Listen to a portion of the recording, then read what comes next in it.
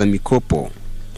Mswada huu, msikilizaji na mtazamaji wa runinga ya KBC Channel 1, unakusudia kurekebisha sehemu ya 28 ya sheria ya bima ya mikopo ya mwaka 2012 ili kuongeza kiasi cha fedha ambacho mtu anaweza kulipwa na shirika la kuweka bima za mikopo nchini ikiwa ana akiba katika shirika ama taasisi iliyofilisika. Naye mbunge wa Kimilili Didmas Barasa amewasilisha mswada wa kurekebisha sheria ya malipo ya uzeeni ili kuratibu muda ambao mtu anastahili kupokea malipo ya uzeeni baada ya kustaafu. Aidha, kuna mswada wa mbunge wa Ndhiwa Martin Peters Owino kuhusu wahudumu wa afya wa kijamii. Mswada huu unalenga kubuni mfumo wa kisheria wa usajili, mafunzo na utoaji leseni kwa wahudumu wa afya wa kijamii na pia kubuni baraza la kudhibiti shughuli za taaluma hiyo. Vile wabunge wataendelea kushughulikia mswada wa mbunge wa Nakuru mjini Mashariki David Gikaria wa kurekebisha sheria kuhusu halmashauri ya kitaifa ya ujenzi.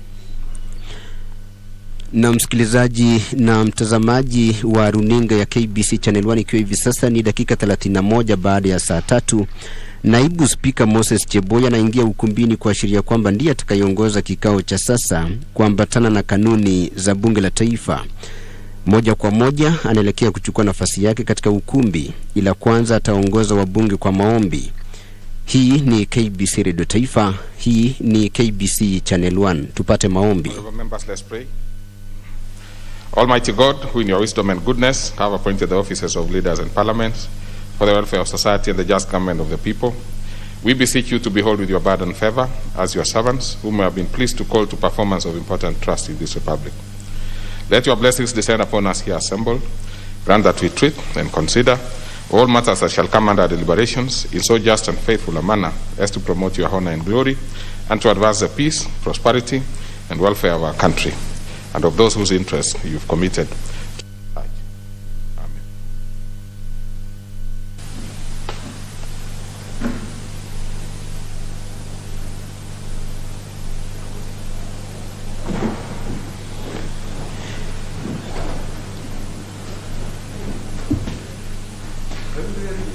How are you? 17 of them. 17 members present.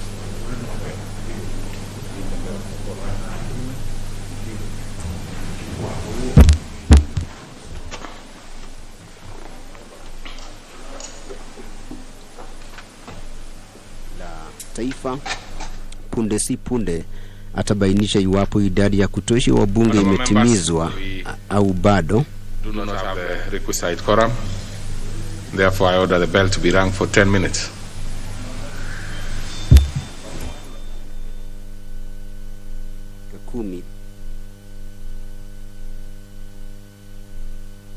Inahitajika ya wabunge kuambatana na kanuni za bunge la taifa kabla ya bunge kuanzisha rasmi shughuli za asubuhi hii.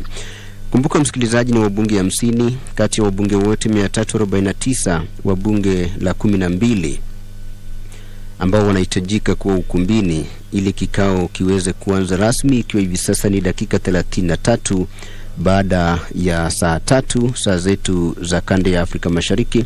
Wabunge wanaendelea kuingia mmoja baada ya mwingine, na muona mbunge wa Emuru wa Dikiri Yohana Ngeno ameingia ukumbini, na msikilizaji ni katika kutumainia kwamba idadi ya kutosha wabunge itatimizwa katika muda usiokuwa mrefu ili kikao cha sasa kiweze kuanza rasmi. Wabunge wataendelea kushughulikia mswada wa mbunge wa Nakuru mjini Mashariki David Gikaria wa kurekebisha sheria kuhusu halmashauri ya kitaifa ya ujenzi. Mswada huu unalenga kurekebisha sheria nambari 41 ya mwaka 2011 ili kuondolea malipo ya ada wafanyabiashara chipukizi wanaoanzisha biashara za ujenzi ambao ni wanawake, vijana ama watu wenye ulemavu.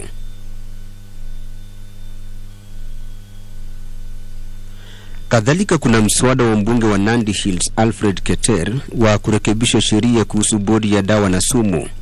Mswada huu unadhamiria kurekebisha sheria hii ili kuzuia uuzaji ama utoaji dawa kwa mtu bila idhini kwa maandishi ya afisa wa afya aliyesajiliwa. Bunge pia litaendelea kujadili mswada wa mbunge wa Garissa mjini Aden Duale wa kurekebisha sheria kuhusu matumizi yasiyofaa ya tarakilishi na uhalifu wa mtandaoni. Mswada huu unakusudia kurekebisha sheria hii ili kuzuia kubadilishana video za ngono kupitia vyombo vya habari vya kijamii ama kutumia vyombo vya habari vya kijamii kwa shughuli za kigaidi ama itikadi kali za kidini. Hatimaye kuna mswada wa marekebisho ya sheria kuhusu sekta ya afya ambao umewasilishwa na Mheshimiwa Mwambu Mabonga. Na msikilizaji, ikiwa umefungulia redio yako kwa mara ya kwanza au ikiwa umefungulia runinga yako ya KBC Channel 1 kwa mara ya kwanza, hiki ni kikao cha bunge la taifa, kikao cha siku ya Jumatano asubuhi ambacho kwa kawaida huwa kimetengewa hoja na miswada ya kibinafsi ya wabunge, na asubuhi hii kuna miswada 14 ya wabunge ambayo imeorodheshwa kushughulikiwa katika ukumbi wa bunge la taifa. Kikao cha sasa kinaongozwa na naibu spika Moses Cheboi ambaye pia ni mbunge wa Kuresoi Kaskazini ambaye tayari amechukua nafasi yake katika ukumbi wa bunge, na ameagiza kengele kukirizwa kwa muda ili kuwawezesha wabunge zaidi kuingia ukumbini na kujaza idadi inayohitajika kuambatana na kanuni za bunge la 12. Idadi hiyo, msikilizaji, ni idadi ya wabunge 50 kati ya wabunge wote 349 ili bunge la taifa liweze kutekeleza shughuli zake jinsi inavyohitajika kulingana na kanuni za bunge la taifa. Kumbuka msikilizaji, majukumu ya bunge la taifa ni pamoja na uwakilishi wa maeneo bunge mbalimbali, utathmini wa utendakazi wa serikali, hali kadhalika utunzi wa sheria. Dakika 37 baada ya saa 3 unaendelea kutazama runinga ya KBC Channel 1, hali kadhalika kusikiliza KBC Radio Taifa, na kukudokezea ni kwamba kuna miswada 14 ya wabunge ambayo inatarajiwa kushughulikiwa asubuhi hii, na mswada wa kwanza ambao umeorodheshwa ni mswada wa mbunge wa Mugirango Kusini Silvana Sosoro wa kurekebisha sheria kudhibiti vileo. Mswada huu unakusudia kurekebisha sheria hii ili kumpa waziri husika mamlaka ya kubaini wakati wa kupeperushwa kwa matangazo ya vileo ili kuwalinda watoto na waraibu wa pombe wanaojirekebisha tabia dhidi ya athari za matangazo kama hayo. Kamati ya bunge lote asubuhi hii inatarajiwa kudurusu mswada nambari 69 wa sekta ya sukari. Ni mswada ambao uliwasilishwa na Mheshimiwa Silvana Sosoro, na mbunge wa kaunti ya Busia Florence Mutua amewasilisha mswada wa kurekebisha kifungu cha 90 cha katiba ili kiwiane na sheria ya uchaguzi nambari 35 na kubadili muda wa vyama vya kisiasa kuwasilisha orodha za uteuzi kutoka siku 45 kabla ya uchaguzi hadi siku 21 baada ya uchaguzi mkuu. Pia kuna mswada wa mbunge wa Kikuyu Kimani Ichung'wa wa kurekebisha sheria za leba. Mswada huu unakusudia kurekebisha sheria hizi ili kuratibu kanuni zinazohitajika kwa vyama vya wafanyakazi kabla ya kuitisha mgomo katika sekta zinazotoa huduma muhimu. Na vile vile msikilizaji, asubuhi hii kuna maswali kadhaa ambapo mbunge wa Kuria Mashariki Marwa Maisori anatarajiwa kumuuliza waziri wa michezo, utamaduni na turathi kuhusu hali au mikakati iliyowekwa kuhakikisha kwamba lugha za kiasili zinazozungumzwa miongoni mwa jamii 79 hapa nchini zinalindwa. Na vile vile kuna mbunge wa Awendo Walter Owino ambaye ana swali kwa waziri wa kilimo, ufugaji na uvuvi. Anataka kujua mikakati ambayo imewekwa ili kusaidia zaidi ya watu milioni 1.5 wanaokumbwa na ukame ambao kwa sasa wanakabiliwa na njaa hapa nchini. Na ikiwa msikilizaji umefungulia redio yako kwa mara ya kwanza au umefungulia runinga yako kwa mara ya kwanza, kuna shughuli inayoendelea katika ukumbi wa bunge la taifa kwa sababu idadi ya kutosha wa bunge haijatimizwa ili bunge liweze kuanzisha rasmi shughuli zake. Mbunge wa Ainabkoi William Chepkut ana swali kwa waziri wa maji, usafi na unyunyiziaji mashamba maji, ambapo anataka waziri aelezee kuhusu hali ya utekelezaji wa mpango wa kunyunyizia mashamba maji wa Tot Koloa. We are just short of about 12 members, I think. So I order the bell to continue ringing for an extra 5 minutes. 5 minutes. Ya kutosha haijatimizwa, na hivyo basi naibu spika ameagiza kengele kukirizwa kwa muda wa dakika 5 zaidi kuwezesha wabunge zaidi kuingia ukumbini na kujaza idadi inayohitajika ya wabunge. Mbunge wa Ainabkoi William Chepkut anataka waziri wa maji, usafi na unyunyiziaji mashamba maji kuelezea kuhusu hali ya utekelezaji wa mradi wa unyunyiziaji mashamba maji wa Tot Koloa kwenye mpaka kati ya kaunti ya Baringo na Elgeyo Marakwet, ambao gharama yake inakisiwa kuwa shilingi milioni 245. Na mbunge wa Emuhaya Omboko Milemba atauliza waziri wa usalama wa kitaifa, ambapo anataka waziri aelezee kuhusu hali ya uchunguzi kuhusiana na kisa cha hivi majuzi cha kupigwa risasi kwa wanafunzi 3 na maafisa wa polisi. No members other than whips are allowed to step out of the chamber.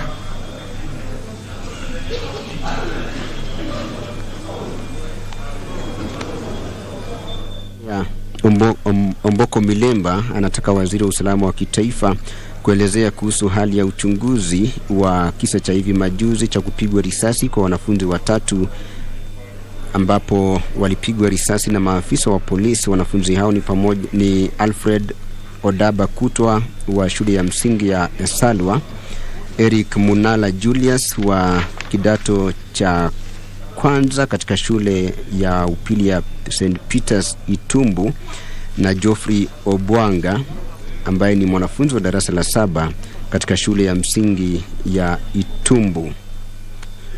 Shule hizo zote ziko katika eneo bunge la Emuhaya. Vile vile anataka waziri kuelezea hatua ambazo serikali inachukua ili kukabiliana na maafisa wa polisi waliohusika katika kisa hicho cha kupiga risasi wanafunzi hao ambao walikuwa katika kituo cha polisi cha Luanda. Have the quorum, so business will begin.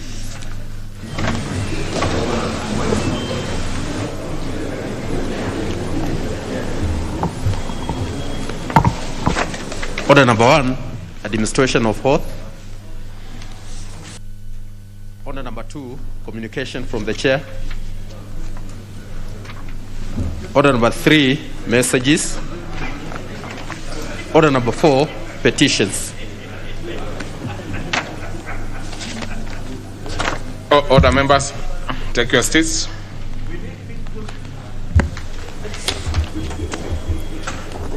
Honorable members, under Standing Order 225 2B, it requires the Speaker to report to the House any petitions other than those presented by a member. Further, Article 119 of the Constitution provides for the right of any person to petition Parliament to consider any matters within its authority, including petitioning the House to enact, amend, or repeal any legislation.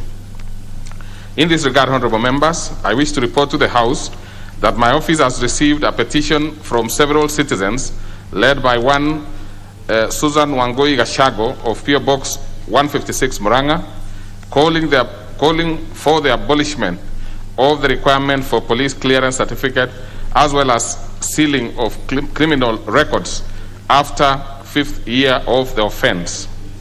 The petitioners aver The requirement by the employers for job seekers to produce police clearance certificate is not a statutory requirement, but one which infringes on the constitutional rights to privacy, since it exposes the job seekers' past records. They argue that such exposure is unfair, since the job seeker might have committed an offense as an ignorant minor, or may have been wrongly convicted and jailed for offenses that he or she never committed, particularly in absence of good defense. Further, the petitioners view this requirement as a discriminatory one, since most of the employers may use police clearance certificate as a basis for disqualifying job seekers having records purported to be criminal, irrespective of their qualifications. Honorable members, the petitioners are convinced that employing a person with a past criminal record can demonstrate diversity, inclusion, and social responsibility, and act as an avenue for their rehabilitation, thereby reducing their likelihood of them relapsing back to crime. In addition, they assert that the portrayal of court case details on the police clearance certificates amount to discrimination on grounds of conscience, since it reminds the job seeker of their past. In this regard, they provide reference to the U.S. state of Indiana, as well as the United Kingdom, as examples of jurisdictions where certain misdemeanors and non-violent felonies are expunged from the offender's record after several years. Consequently, honorable members, the petitioners seek the intervention of this House to consider abolishing the requirement for police clearance certificate by employers, as well as closing and permanently obliterating criminal records 5 years after conviction. Honorable members, pursuant to provisions of Standing Order 2271, these petitions stand committed to the Departmental Committee on Justice and Legal Affairs. The committee is requested to consider the petition and report its finding to the House and to the petitioners in accordance with the Standing Order 2272. I thank you, honorable members.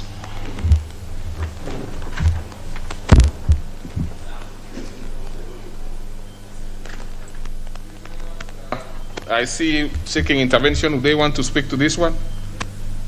Okay, so we'll start with the Honorable Mbui. Thank you, Mr. Speaker, for this opportunity. Mr. Speaker, I think that petition is really a timely one. I think because what happens is that when people commit offenses, there is punishment that is meted out so that they can be corrected. And sometimes people even end up going to jail so that because jails are correctional centers, after they have served their term, there should just be a short period within which now they are rehabilitated back to society.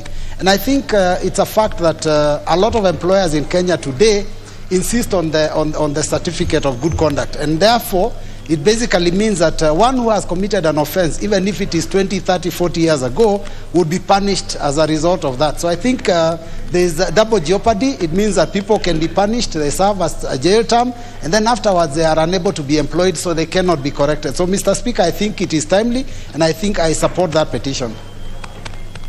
Honorable Dawood. Thank you, Mr. Speaker. Mr. Speaker, I want to join my colleague in supporting this petition. Mr. Speaker, we cannot do double jeopardy in the sense that somebody has already been jailed or convicted, and then again, when somebody is going to look for a job or to fend for himself, and then again, it is written on the certificate of good conduct. So, Mr. Speaker, there should be that anybody who has been convicted for less than maybe 2 or 3 years, or who has been fined less than 100,000, should not be put on the certificate of good conduct that he has a criminal conviction. Okay. But otherwise, Mr. Speaker, I support the petition. Speaker, thank you. I also wish to support the petition, Mr. Speaker, because, you know, Mr. Speaker, when we ask from our youths, especially those ones who are upcoming, for those particular clearance certificates, and yet even politicians and most of the leaders in this country go to occupy big offices without, and they are criminals, known criminals, Mr. Speaker. Why are we denying these youths positions just because of some clearance certificates? And I don't think it's very necessary. So we need to remove those clearance and things yenye wanaulizwa so that wanafunzi so that our youths get employed, Mr. Speaker. I think we need to remove those. You are very emotional about this. Yes, Mr. Speaker. You know, I've seen so many criminals, including even me, a potential criminal. Including me, a potential criminal, because I've been on record being arrested severally. But I still find my way to Parliament. I still find my way to serious opportunities. But why are we denying these young people just because of some certificates? Okay. Mr. Speaker, thank you. All right. Wakungu Wamalwa, Doctor. Thank you, Mr. Speaker. Mr. Speaker, this is a very serious petition. And Article 19 is very clear, Mr. Speaker, that any Kenyan can petition this House to look into a matter. Mr. Speaker, I'm not aware that the clearance certificate is mandatory. I think many organizations use it discretionary. And again, Mr. Speaker, it is a clearance certificate among others. So as I request the JLAC to look into this matter, they must do it in a way that they advise us on the best way forward. Mr. Speaker, even members of Parliament here, when you go for a clearance to run for office, you are required to present a clearance certificate, Mr. Speaker, which is among others. So to me, I'm humbly requesting the committee to look at it objectively. But in a way, Mr. Speaker, it is true what my other colleagues have said. You are supposed to have gone through, maybe if it's prison, to have corrected yourselves. So it will only provide a basis to the employer, Mr. Speaker, to be aware that you have a history of criminality, and they'll be able to look at the trend, indeed where you've changed or not. But in my own observation, it is not mandatory. It is used among others. And to that extent, Mr. Speaker, I leave it for the committee to do justice and bring it on this floor of the House. I thank you, Mr. Speaker. Okay, Honorable Iringo Kubai. Thank you, Mr. Speaker, for giving me an opportunity to comment on this petition, Mr. Speaker. I support the petition, Mr. Speaker, because once somebody has been convicted of a crime and you have been punished for the same, it should not hang on your neck all the days of your life, Mr. Speaker. There are those people who happen to be jailed or to be convicted because maybe of improper judgment, or even somebody has been implicated on something which you didn't do. And if at all, Mr. Speaker, if you are you are charged and you have taken the fingerprints that the police officer has placed, and then those fingerprints are kept permanently, it will hamper even your progress. And if we talk of jails to be a correction place, then once you are corrected, you can be given a chance to start a life afresh without anything being without being followed by the past, which becomes a problem to the future of that person. I thank you, Mr. Speaker. Okay, I think the rest of the members will speak to the next one. So let's now go to the member for Galole, the Honorable Hiribai, or Hiribai.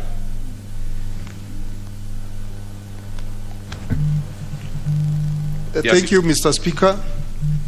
This is a petition regarding the gazettement of 2,000 acres of Hola Irrigation Scheme land for expansion of Hola Town.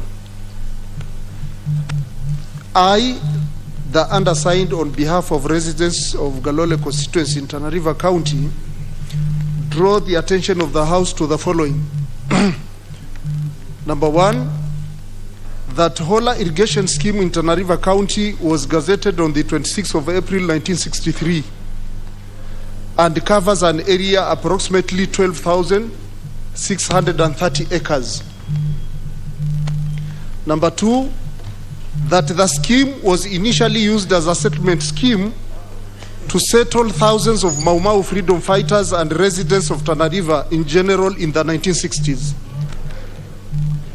Number three, that the physical location of Hola Irrigation Scheme at the heart of Hola Town has over the years proven to be disadvantageous to area residents in view of the fact that it continues to block the much needed expansion of Hola Town. which is the headquarters of Tana River County. Number 4, that in a bid to address this long-standing challenge, officials of national government and as well as the representatives of Tana River County government, area members of parliament, the National Land Commission and other stakeholders met in Hola Town on the 15th of July 2021 and mutually agreed to degazette 2,000 acres in the southern and eastern parts of the scheme to facilitate expansion of Hola Town, and to compensate for this degazettement through extension of the scheme's northern borders by similar acreage of 2,000 acres. That the proposed degazettement and replacement of the southern eastern segment of the scheme will secure the expansion of Hola Town and Tana River County in general through economic, social, and infrastructural development that is currently hindered by the scheme's current location. Number 6, that the proposal offers the only feasible option in addressing the long-standing challenge and is a win-win arrangement that has been amicably agreed upon by the stakeholders, since the land in the southern part of the scheme is proposed to be replaced by a similar size of land in the northern part of the scheme. Number 7, and that the issues in respect of which this petition is made are not pending before any court of law or other constitutional or legal body.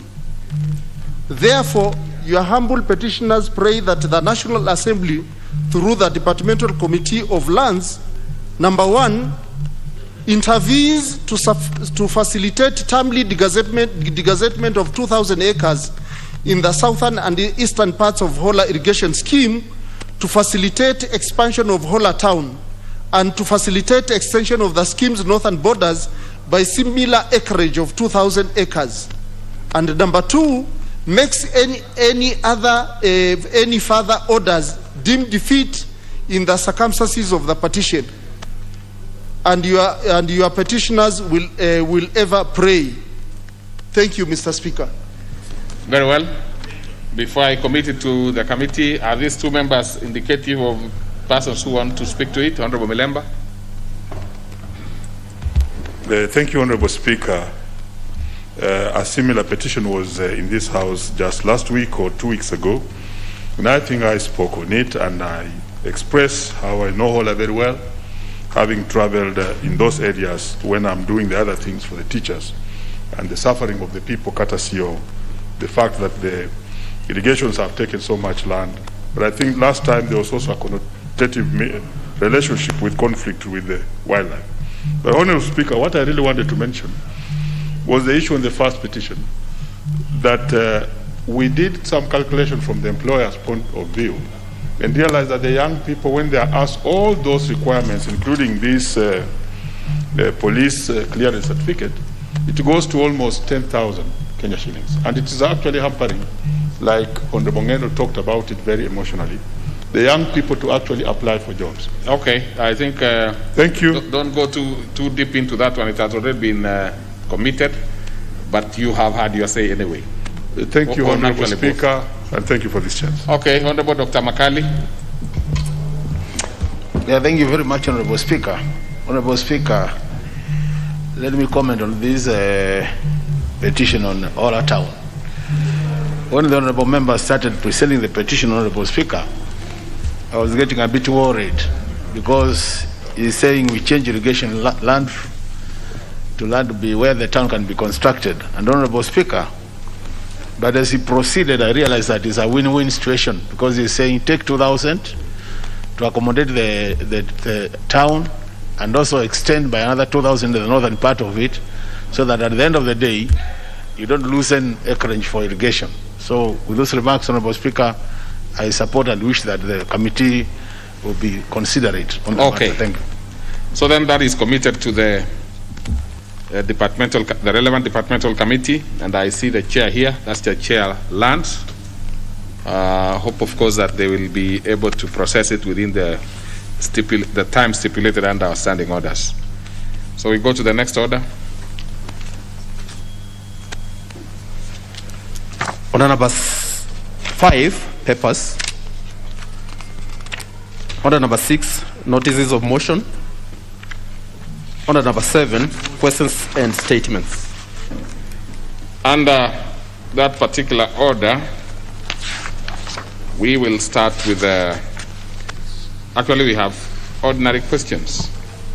So we'll start with the member for Kuria East, Honorable Maisori Marwa.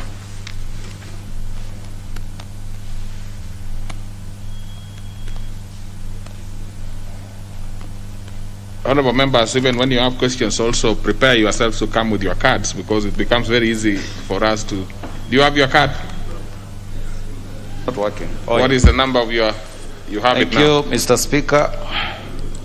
I rise to ask the question number 300 of 2021, directed to the Ministry of Sports, Culture and Heritage.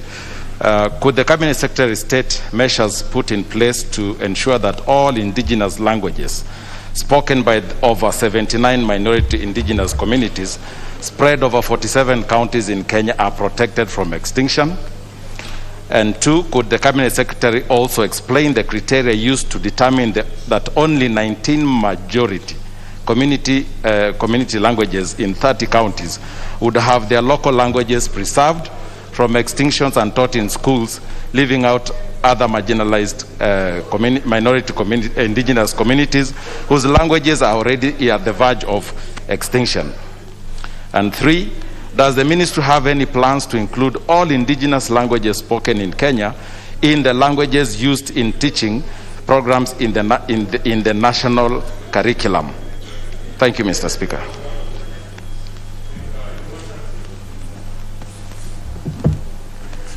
That one will be committed before the Departmental Committee on Sports, Culture and Tourism. Then we go to the member for Awendo, the Honorable Walter Owino. Thank you, Mr. Speaker. I rise to ask question number 312 of 2021, directed to the Cabinet Secretary for Agriculture, Livestock and Fisheries. Question number 1. What measures has the government put in place to assist the more than 1.5 million drought-stricken persons who are on the verge of facing starvation in the country? Question number 2.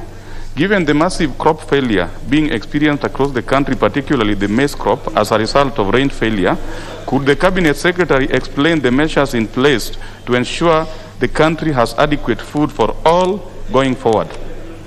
Question number 3. Could the Cabinet Secretary provide the long-term strategy for attaining food security in the country, and in particular, the vulnerable persons and areas with adverse and unfavorable weather conditions? Thank you, Mr. Speaker.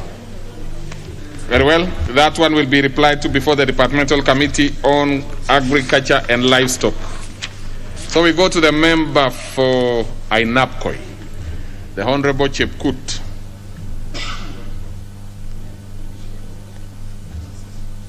Okay, so we go to the next one, the member for Emuhaya, Honorable Mboko Milemba. Thank you, Honorable Speaker.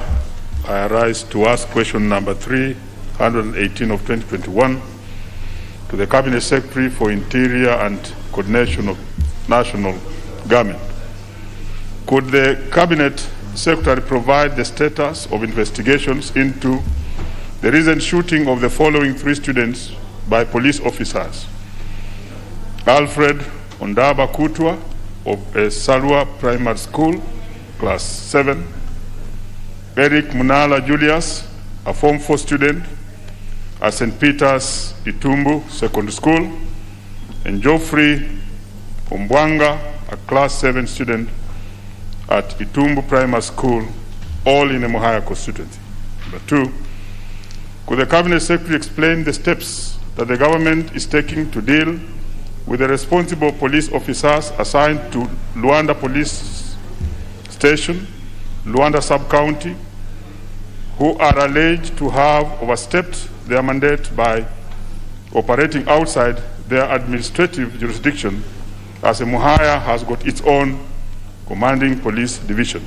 And number 3, what measures has the government put in place to compensate the said students for the injuries sustained to enable them to meet their high costs of hospitalization and resume school? Thank you, Honorable Speaker. Very well. That one will be replied to before the Departmental Committee on Administration and National Security. Then we go to the member for Changamwe, the Honorable Mwinyi. Thank you, Mr. Speaker. I arise to ask question 320 of 2021, directed to the Cabinet Secretary for Tourism and Wildlife. But before I ask this question, Mr. Speaker, allow me to express my apprehension regarding this ministry. I've asked a question to this ministry, and this is all over, it's about now 2 months. I've not received any replies. I wonder whether the CS is around in the country, or the ministry is also still functioning, or perhaps we should actually know the fate of this ministry. First, I'm ask worried. the question. If you really want to, you see, the Honorable Mwinyi, number one, you need to put your mask properly. Number two is, if you have issues with any questions that you've asked, you can raise it in a normal manner. So you know you are able to raise it so that we don't mix up the two. Thank you, now, Mr. what you are doing is that you are just giving some statement which you cannot be able to pinpoint which particular question has gone unanswered. So I would rather you ask this particular one, and then if you have to raise the other one, raise it specifically, citing the specific question. Thank you, Mr. Speaker. I stand guided. But the message, I think, is already across. Mr. Speaker, what is the implementation status of the partnership agreement signed between Messrs. Lafarge, Bamburi Cement Company, and the Kenya Tourist Development Corporation to promote conference tourism at the coast region, whereby the company agreed to, among other things, donate a 10-acre piece of land for the construction of an international conference facility in Bamburi area of Mombasa County? Number two, could the Cabinet Secretary explain why Mombasa County, despite being an international tourist hub, lacks a world-class international conference facility? Number three, could the Cabinet Secretary indicate whether there are plans to ensure that such facility is put up in the county? Thank you, Mr. Speaker. Very well. That one will be replied to before the Departmental Committee on Environment and Natural Resources. Next is the member for Laikipia North, the Honorable Paulata Korere. Did she just leave? Well, let me assume that it was something that she couldn't, hold on to, so let's give her a few more minutes. So we will go to the member for Kadiani, the Honorable Mbui. Yeah, thank you, Speaker. Speaker, I rise to ask question number 323 of 2021 to the Cabinet Secretary for Labor and Social Protection. First on, Mr. Speaker, could the Cabinet Secretary explain why Nduva Mothengi Nzioka of ID number 1695524, Munyiva Wambua Ndunda of ID number 1605314, Mudhue Mumo of ID number 325228845, and over 200 other beneficiaries of the cash transfer program in Kadiani constituency no longer receive their monthly stipends despite having been successfully recruited into the program and receiving monies for some time? The second one, could the Cabinet Secretary explain the circumstances that led to the removal of these beneficiaries from the system without any formal communication to them? And the third one is, could the Cabinet Secretary undertake to ensure that the said beneficiaries are reinstated into the system, considering that they are all vulnerable and needy, and ensure that they receive their monthly stipends all the way from the time it stopped? Thank you, Mr. Speaker. That one will be replied to before the Committee on Labor and Social Welfare.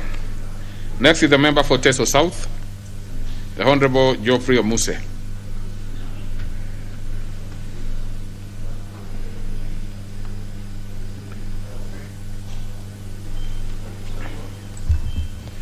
Thank you, Honorable Speaker.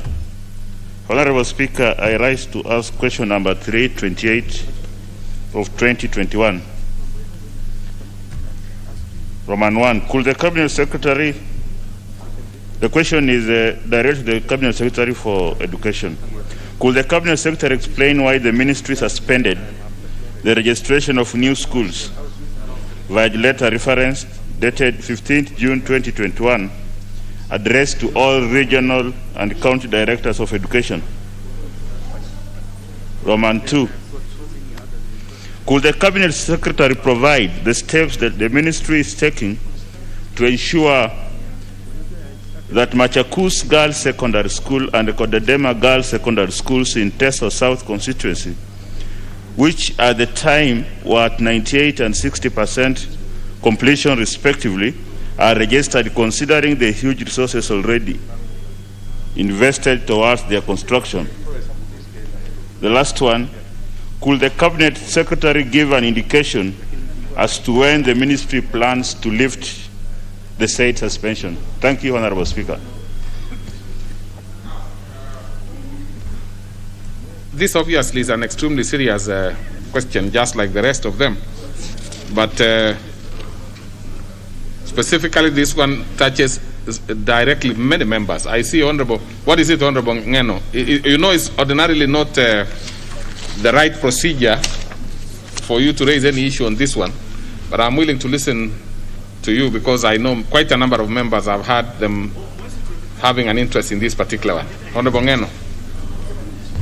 Thank you, Mr. Speaker. I think, like you said, this is a very serious matter, Mr. Speaker, because it touches on the issue that is actually provided for in the Constitution, the right of every citizen to education. Mr. Speaker, you know the reason why we are starting new schools is, number one, because of the introduction of free day secondary education.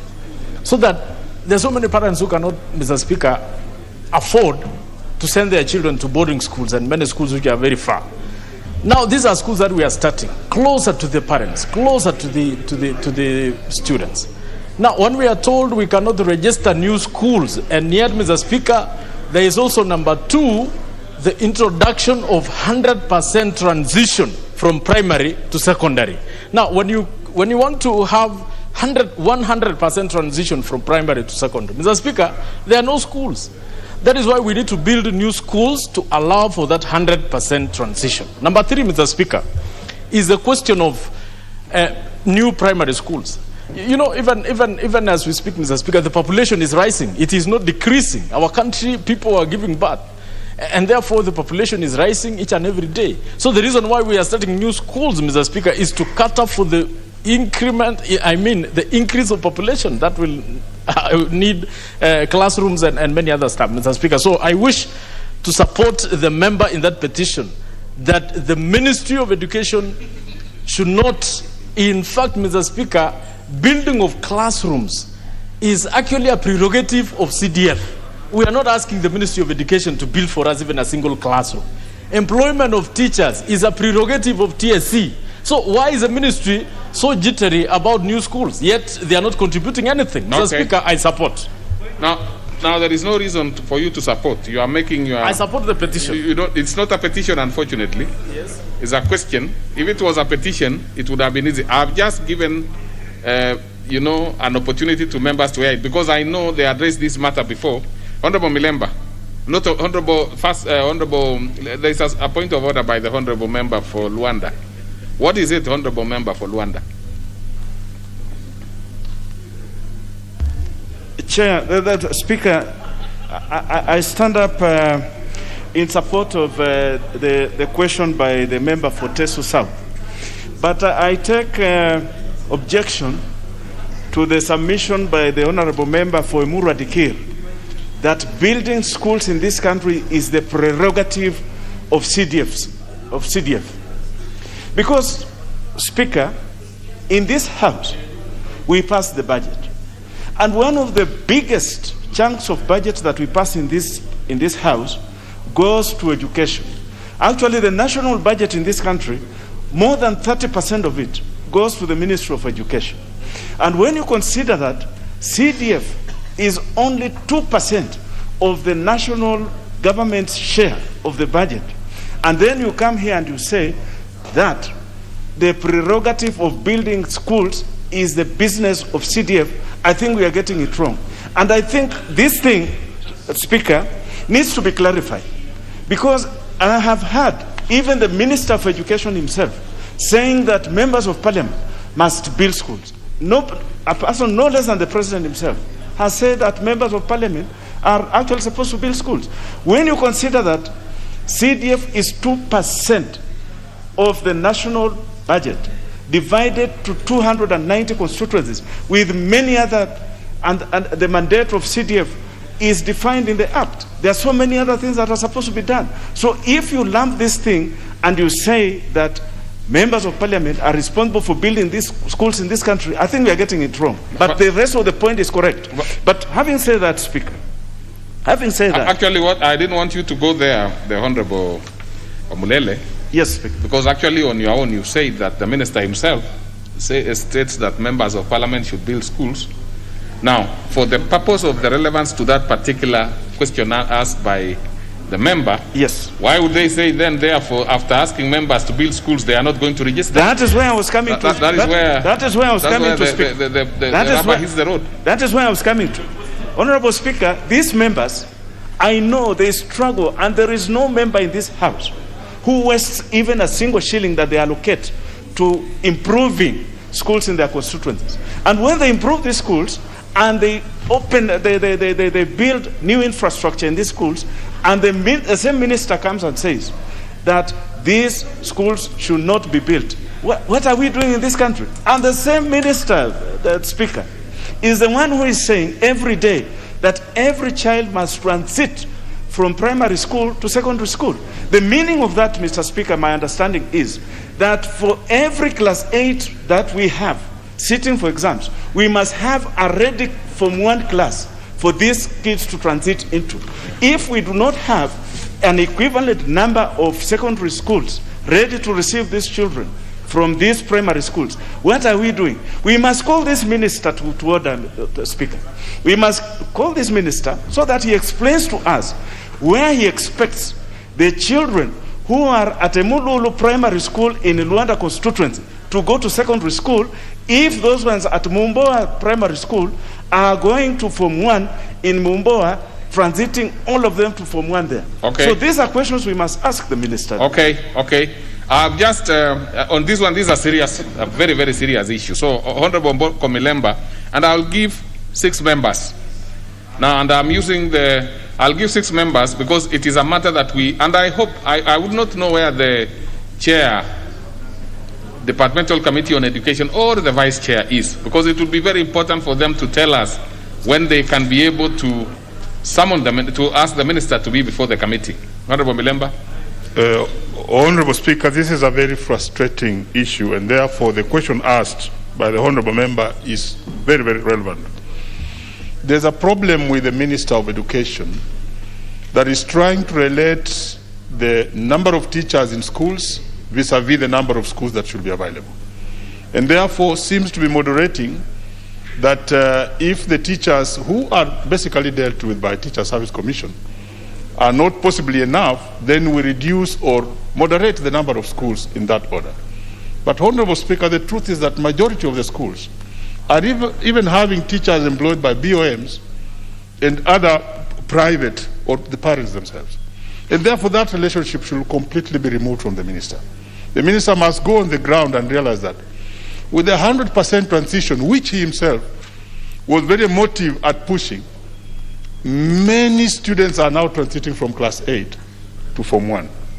And therefore, both the primary schools needs to be expanded because it's now free and compulsory education. And the honorable members have built schools. When the COVID struck, the president in his address, together with the minister, said that let the CDF help in improving infrastructure and expanding infrastructure. The so-said infrastructure are the ones that, Honorable Speaker, are not being registered by the Minister of Education. And the honorable members are really suffering because of this. Furthermore, Honorable Speaker, the minister is actually reducing even the number of examination centers amid COVID. meaning that he wants the students to be in the same places, more squeezed than before. The Minister of Education must be called to order. I'm a member of the Education Committee and my chair is not here, but indeed he has to be called to order to understand that with the 100% transition, schools must be registered as they come. And there's no relationship between the availability of Teacher Service Commission teachers and the schools that crop up, because there are over 300,000, Honorable Speaker, trained teachers in the field who can serve. Thank you. Okay. Now, the Honorable Wangari. Thank you, Mr. Speaker, and I rise to support the member on this question.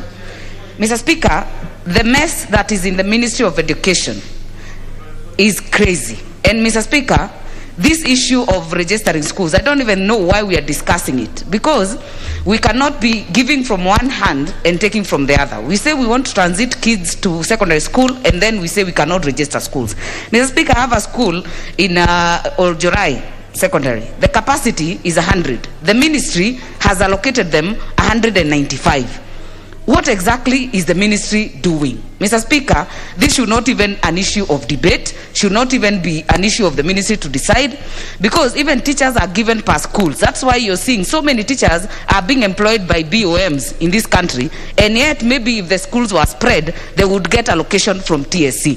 Mr. Speaker, there is a serious issue in the Ministry of Education, and this also touches in terms of the money and the capitation. The corruption that is going on in that ministry, Mr. Speaker, must be called out. The issue of books. Mr. Speaker, schools are having excess books because we centralized the printing of books in Nairobi and took it from the schools, Mr. Speaker. You get cartons before you even open one. There is another one that have changed the curriculum. Mr. Speaker, when the Committee of Education will be dealing with this issue, let them deal with it very widely and broadly. It's a bigger problem and it must be called out, Mr. Speaker. Okay. Thank you, Mr. Speaker. Honorable Melly, former chair, Education Committee.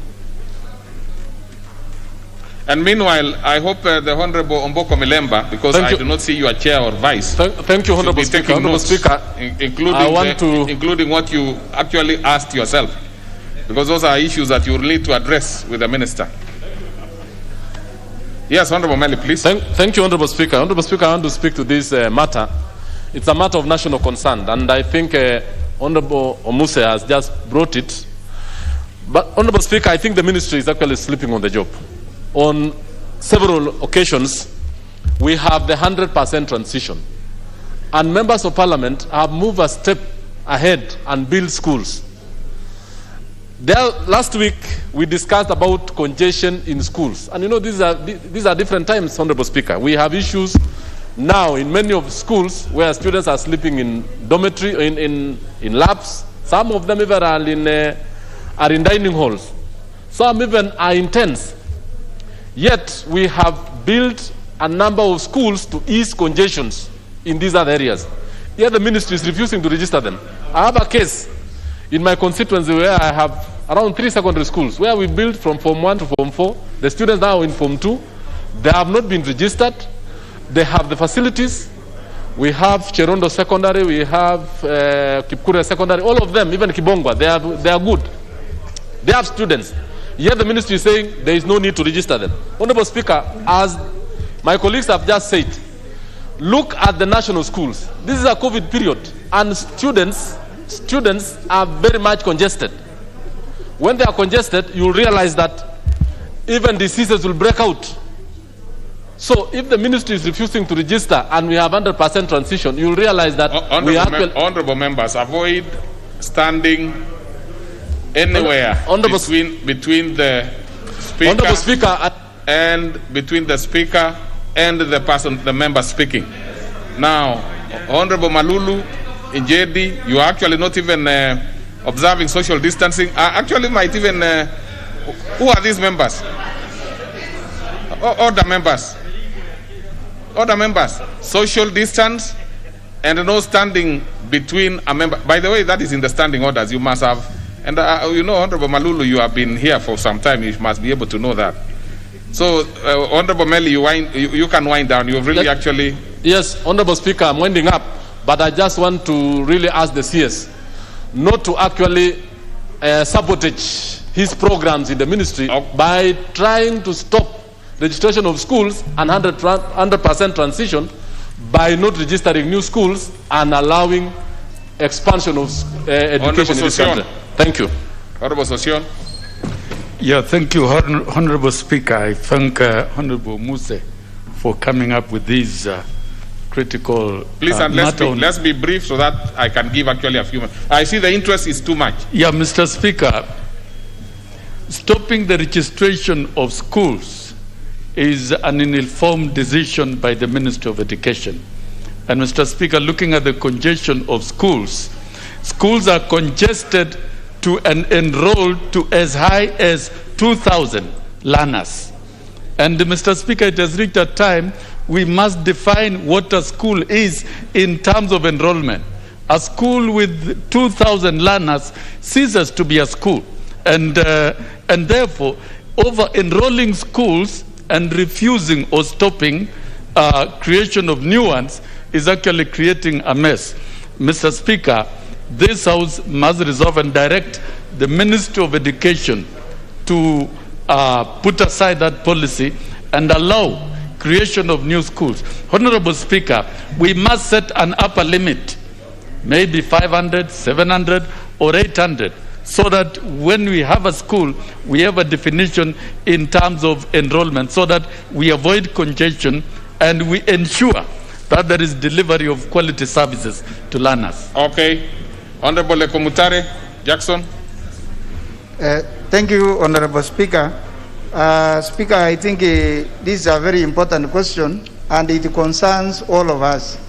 And I think, Mr. Speaker, the Ministry of Education is confused because if maybe a member constructs a school and he does not even ask them to give anything, they only refuse to give that certificate. And Mr. Speaker, I think the CS does not know even some parts of this country.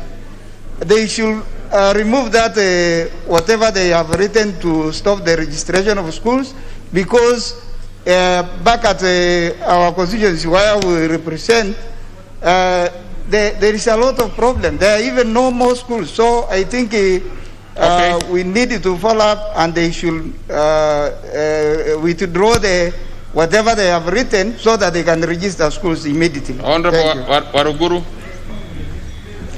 Then I probably would want to end there and make a decision. Yes, thank you. There are quite a number of members who want to speak to this.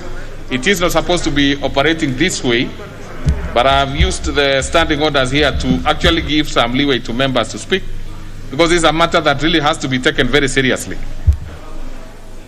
Waruguru. Yes, Speaker, I rise in support of the statement on what the Honorable Chris Omulele have just stated to this House, that the conduct of the Minister of Interior is unbecoming. Not Minister, sorry, Mr. Speaker. The conduct of Minister of Education is unbecoming. The one Honorable Magoha. I know somebody is just about to ask why I'm obsessed with the Minister of Interior, but he's also another big head, Mr. Speaker. So I owe him no apology. We'll discuss him when his day comes. But truth be told, Mr. Speaker, if the Cabinet Secretary does not prohibit the number of bars which are being operated in our villages, why does he want to stop us from we women giving birth and taking our children to school? It doesn't make any sense, and I will continue saying that the only way we are going to liberate this country from the unbecoming conduct of this Cabinet Secretary is reverting to parliamentary system of governance. We need ministers from this House. Today it could be the Honorable Sossion, who is the Minister of Education. You would understand these things better than the current minister. Thank you, Mr. Speaker. I think you are probably not completely prepared. So you woke up with what was in your mind. So, Honorable Ashiali. Thank you, Honorable Speaker, and thank you, Honorable Musa, for bringing up this question. Honorable Speaker, for the Cabinet Secretary to stop further registrations of new schools is actually not following what is happening on the ground, because population is not static, Honorable Speaker. And I just want to challenge the CS that he should look at his household because I'm sure he has children and he has grandchildren. His children are fewer than his grandchildren. And therefore, we are expanding these schools because we have now many more children who are going to schools as opposed to the schools that were built much earlier. Okay. So, Honorable Speaker, I just also want to request that this Minister of Education is under a lot of confusion. If you looked at how they hire teachers today, they have now given preference to interns. Interns must be 35 years. The relevance there is not very. Let's stick to what the question is. If you have an issue on interns, ask the question. Okay. So let's leave it there. Now, honorable members, I'm sure all of you have the same concerns, and I can see it is a very. What we are going to do is this. What we are going to do is, what is a suggestion that you want to have the honorable Ferdinand, and then I make the ruling on that particular question, separate from the rest. Mr. Speaker, thank you for the chance. I think my suggestion would be, let the minister be called, directed to come here, because whatever he has done, everybody is concerned, including me and everybody else. So I want to ask the Speaker to give the Departmental Committee of Education to call the minister before us. Let's have a caucus meeting with him here so I can tell him what is happening. Because he's not, the guy is all right, irrelevant. Agreed. I've heard you, Ferdinand. So now I want to know from the member of the committee, and that is the Honorable Omboko Milemba. You need to agree on when the minister is coming to your committee in the house here, so that we are able to ask the members to be present to prosecute their, because really these are issues. These are COVID times. We cannot be saying that we want students to observe social distance and lumping them in one school by saying that we are not going to register schools. So these are issues that are supposed to arise, and there are quite a number of concerns here which are very valid. 100% transition. Also the fact that it is not the TSC which is complaining, it is the ministry. I mean, so let's hear, when is it? Because I would think Tuesday next week, because we are going on recess, would be ideal to ask the minister to appear before the committee, and so that the members would know publicly that on a particular date he will be in the committee and they can be able to prosecute their issues. Yes, Honorable Mboko Milemba, representing the committee. Thank you, Honorable Speaker.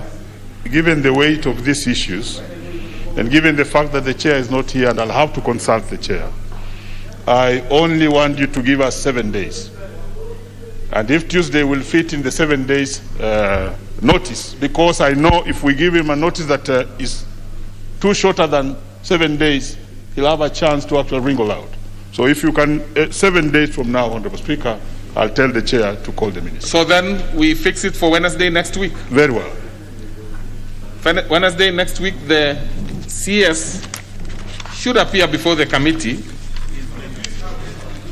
and the members who have issues, you will be ready to come and prosecute the specific issues, together with what, of course, the Honorable Muse will. So we will have it as a session for answering the question, and we give an opportunity, and I think the minister should come for that one alone.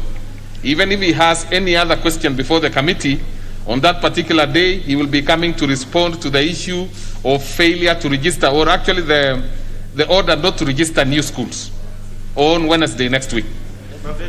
Wednesday next week. Well guided, thank you. Let's proceed to the next one, which is by the member for Mogotio. The Honorable Tuitaik.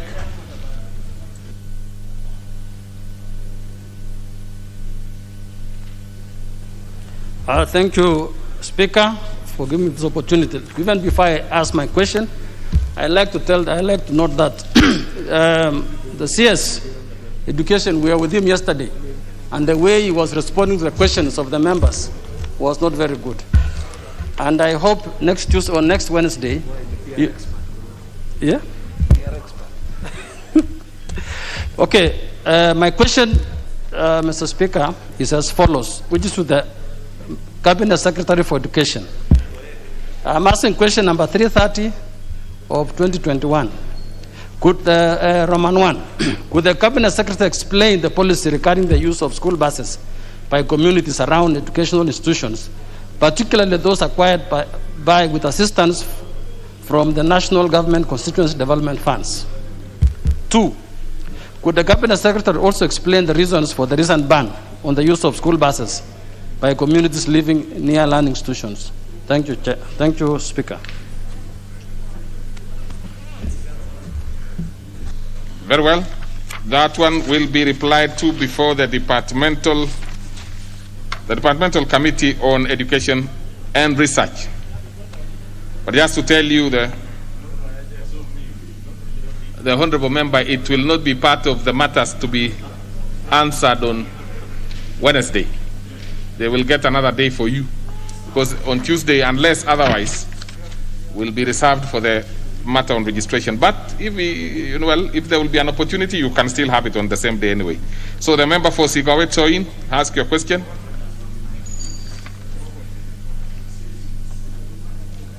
Honorable members, you should be coming with your cards.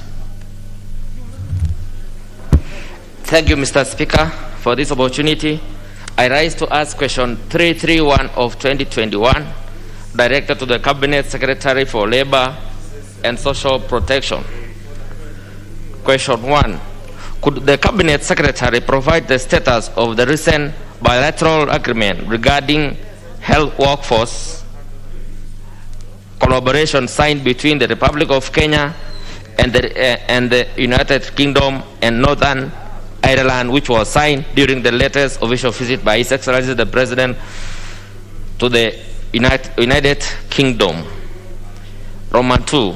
Could the Cabinet Secretary also provide details of the exchange program between the two countries as per the signed agreement, highlighting the specific cadres of Kenyan healthcare workers to be involved in the exchange program, or agency to be responsible for the recruitment, and whether it will be a one-off program? Thank you, Mr. Speaker. One will be replied to before the Departmental Committee on Labor and Social Welfare. Next is the member for Sigor.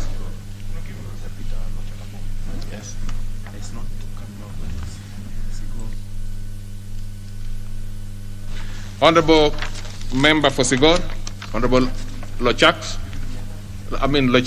sorry.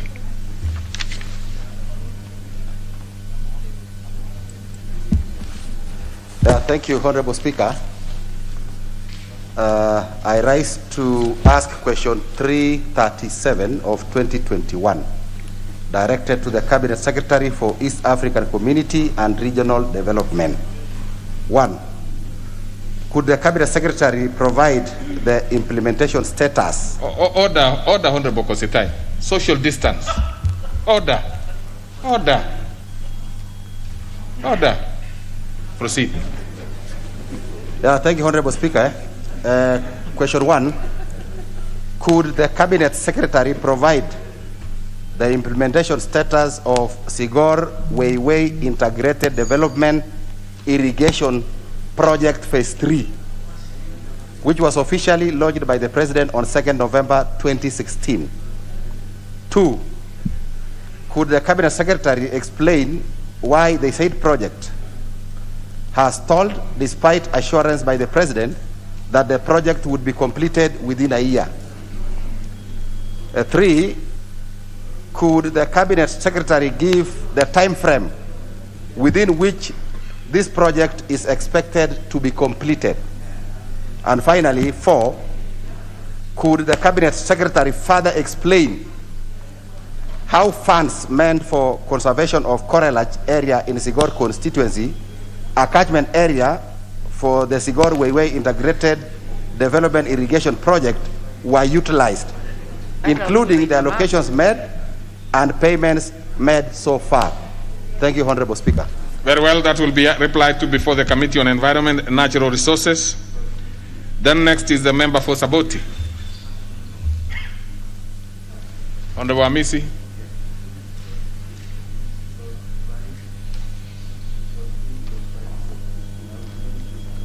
You see, if members came with their cards, it would make it very easy for them to be located. But if you have a question and you don't have your card, it becomes a big issue.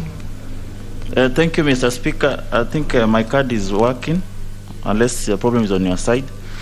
Thank you, Mr. Speaker, for this opportunity to ask question number 348 of 2021 to the Cabinet Secretary for ICT, Innovation and Youth Affairs. Number one, could the Cabinet Secretary provide a list of all youth empowerment centers that have been constructed across the country in the past 4 years, indicating their locations and their completion status? Number two, could the Cabinet Secretary indicate the number of centers projected for construction in the current financial year and specify constituencies where they will be located? Number three, could the Cabinet Secretary outline the measures that the Ministry has put in place to ensure that the said centers are constructed to the required standards, well equipped and operationalized in all the 290 constituencies? Thank you. Very well. That one will be replied to before the Departmental Committee on Information, Communication, Information and Innovation. Next and lastly is the member for Laikipia North.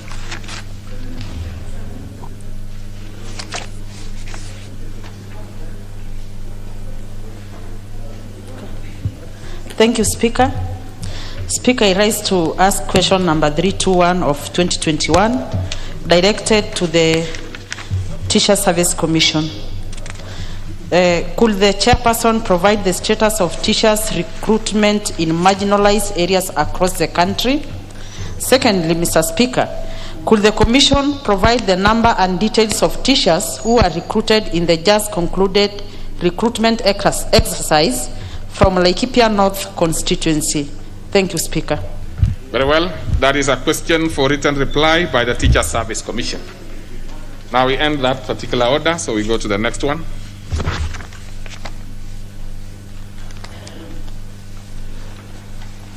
Order number 8, the Alcoholics Drinks Control Amendment Bill, National Assembly Bill number 70 of 2019, second reading. Question to be put. On this particular one, we had concluded the debate on it, and therefore I proceed to put the question, noticing that we have the requisite quorum, which is that the Alcoholic Drinks Control Amendment Bill, National Assembly Bill number 70 of 2019, be now read a second time. Will as many as of that opinion say aye? Aye. As our contrary opinion say nay? The ayes have it. A bill for an act of parliament to amend the Alcoholic Drinks Control Act and for connected purposes.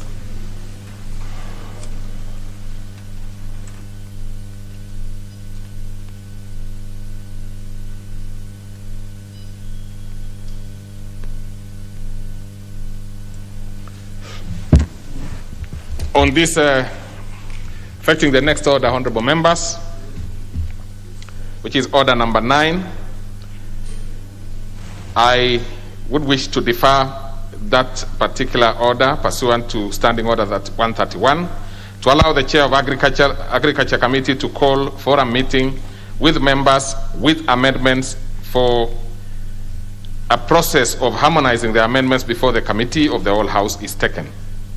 Any other member with amendments is advised to attend the said meeting and prosecute the amendments.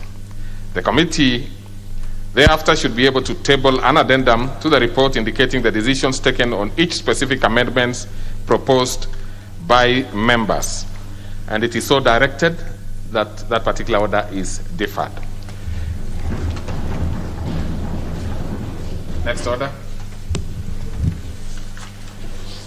Order number 10, the Constitution of Kenya Amendment Bill, National Assembly Bill number 19 of 2019, second reading. On this particular one, we have a remainder of 1 hour and 22 minutes. So, honorable members, I want to see an indication on which members want to speak, because otherwise then therefore I'll be picking randomly, maybe disadvantaging you by picking you when you do not want to speak. So let's start with the member for Nakuru Town East. You want to speak to this one? You don't even seem to to know where you are in. So we go to the Honorable Osotsi. Not interested. Honorable Kositany. Also not interested. Honorable Mbogo Menza, member for Kisauni. Not interested. Honorable Waruguru Wanjiku on this particular one. Not interested. Honorable Shabir seems not interested also. So we might end up calling the mover to reply. Well, you just said you are not interested, Honorable Shabir. I did not. Okay, proceed, Honorable Shabir. You have the floor. I'm interested. Sir, thank you, Speaker. On the issue of the Constitution Amendment Bill, Honorable Speaker, sir, there is a number of issues that have come up, and we want to discuss and bring out to that the issue of the campaign financing bill. What is your point of order?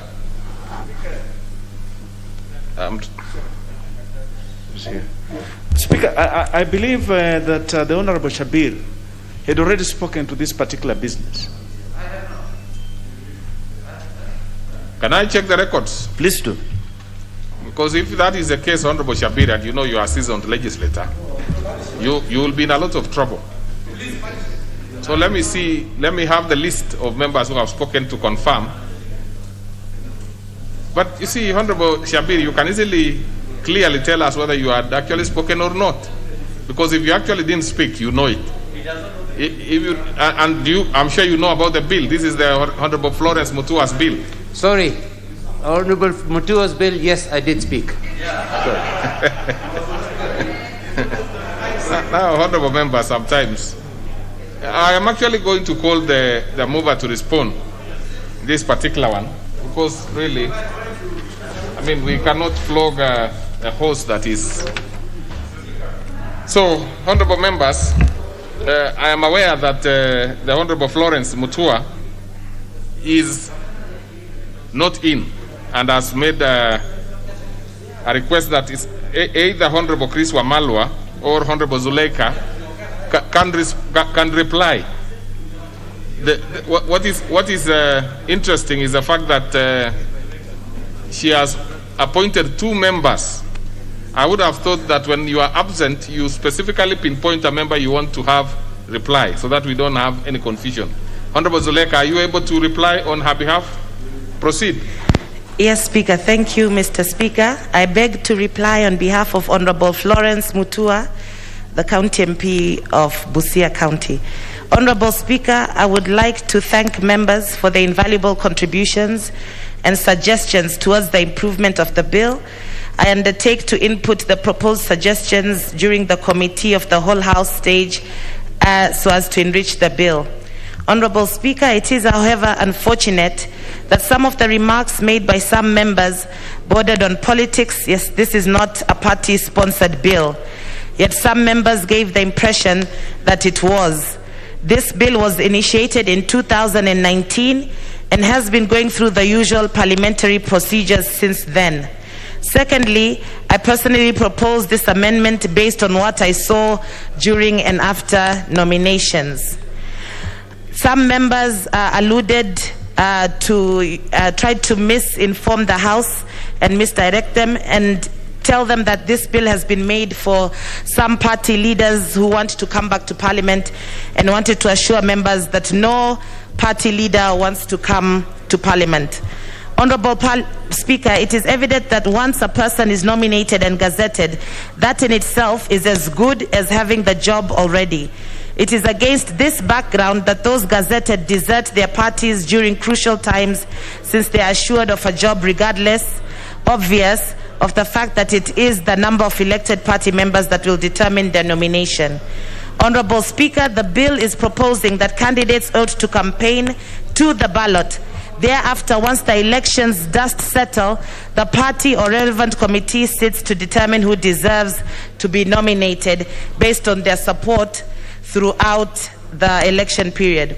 Honorable Speaker, this will also ensure that gaps where there are few or no women elected are sealed by nominating women in such areas. However, when nominations are done prior to elections, women may be nominated where there are no gaps, hence leading to unfair distribution of the already limited slots. Honorable Speaker, institutional memory is key in any organization. Hence, ranking members who may lose election can be nominated to fill the party position without jeopardizing the person who wins. This bill does not in any way indicate that the second person or runners-up need to be nominated, as was alluded to by some members. The nomination criteria will set up is in the Parent Act. Honorable Speaker, I am appealing to honorable members to support this bill, since it will enable parties to know the number of slots they are eligible for when nominating candidates after elections. I beg to reply. Thank you. Okay. That matter will be put to question at a later date. So we go to the next order.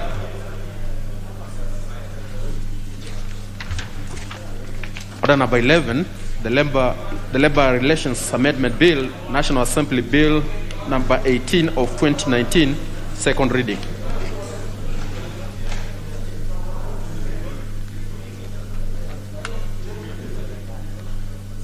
The Honorable Ishungwa. So we go to the next one, next order.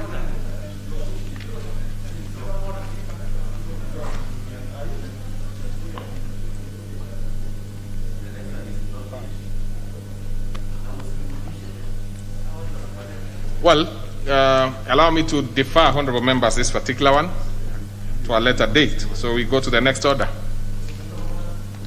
What is your point of order, Honorable Gikaria?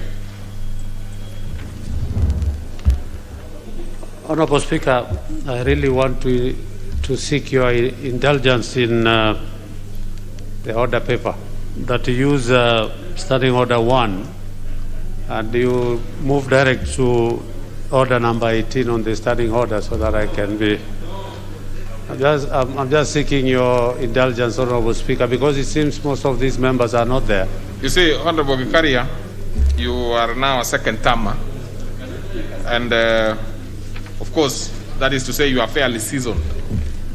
But on the matter of standing order number 1, it is used very sparingly, very, very sparingly.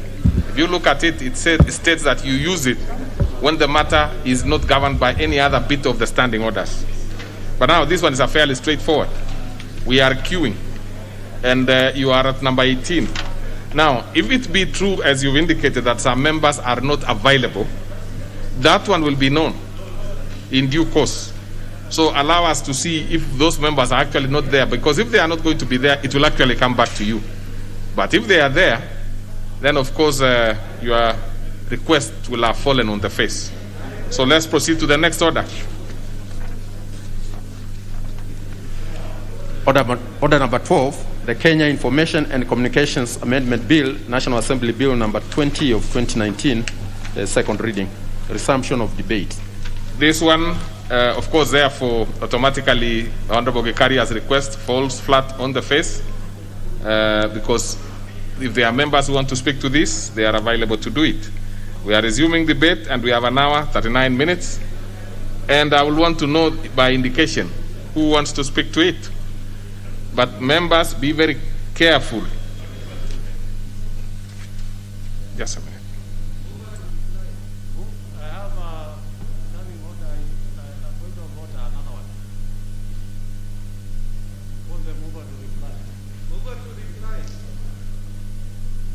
Now, I'm only seeing that there are two members who had spoken. That is Honorable Elisha Odhiambo, who was the mover, and Honorable Jared Okello, who was the seconder.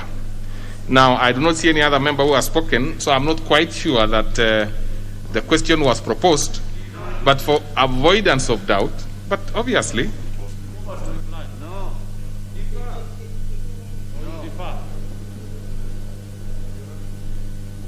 Okay, so we are resuming debate. Let me see whether there are any member who wants to speak by indicating, by pressing the intervention slot. I see 8 members on the request slot, including Kikaria himself, whom I'm sure is not interested in speaking to this one.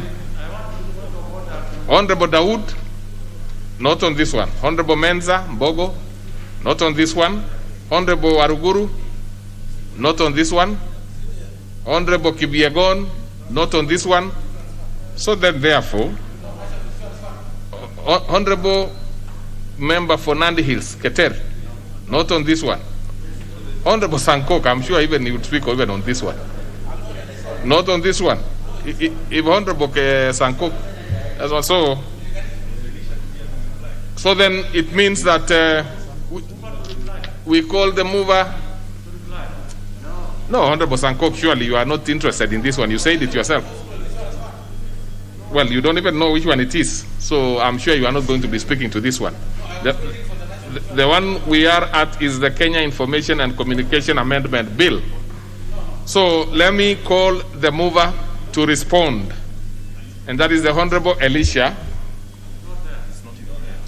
So it's not even there, but when we resume, it will be his time to reply. It will be his time to reply. We will not be opening the debate on that. It will be his time to reply. So we go to the next order. Order number 13, the Kenya Food and Drugs Authority Bill, National Assembly Bill number 31 of 2019, second reading. That's Honorable Bukose. Very interesting. He never misses a sitting. So he's not in today. So we defer that one. Then we go to the next one. Order number 14, the Employment Amendment number 2 Bill, National Assembly Bill number 79 of 2019, second reading. That's the one by the Honorable Gideon Keter. Seems also to be absent. So we go to the next order.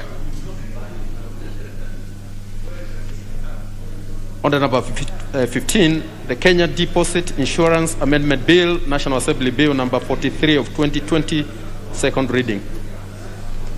That is the one by the Honorable Dawood. Is he in? Are you sure? Proceed. Thank you, Mr. Speaker. Mr. Speaker, I appreciate the other members not being there, so at least I can move my bill. Mr. Speaker, my bill is the Kenya Deposit Protection Fund Insurance Amendment Bill number 43 of 2020. Mr. Speaker, this bill has taken me 3 years because I had brought it to Parliament in 2018 and it has stayed, it has gone to finance, it has gone to budget, it went to finance and it got lost along the way. Mr. Speaker, this bill is for the people in the sense that we are trying to change what is given to depositors who have deposited money in banks which fail. Mr. Speaker, this bill is from more than 20 years back and the one we want to change because it says that if a bank falls, you are only given up to 100,000 shillings if a bank fails. And then if you've got 2 or 3 accounts, they are all consolidated so that when you are given the money, it is delayed in the sense that you will only get 100,000 whether you had 50 or more. Mr. Speaker, when I first suggested this bill in 2018, apparently in 2020, the Deposit Protection Fund, KDIC, changed the regulations. They brought the regulations, they put it up to 500,000. But Mr. Speaker, the law has never been changed. The law has always remained the way it is, that the bill suggests that it is only 100,000 shillings. And Mr. Speaker, that is the reason I have brought this amendment, that it is in statute, in the law itself as an act of Parliament. Mr. Speaker, the reason for bringing this amendment is very, very simple. Over these many years, Mr. Speaker, we've had more than 20 institutions which have failed.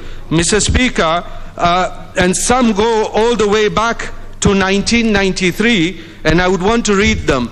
Like Postbank Credit, it was gone into liquidation on 20th of May 1993. You go to Trade Bank, 18 August 1993.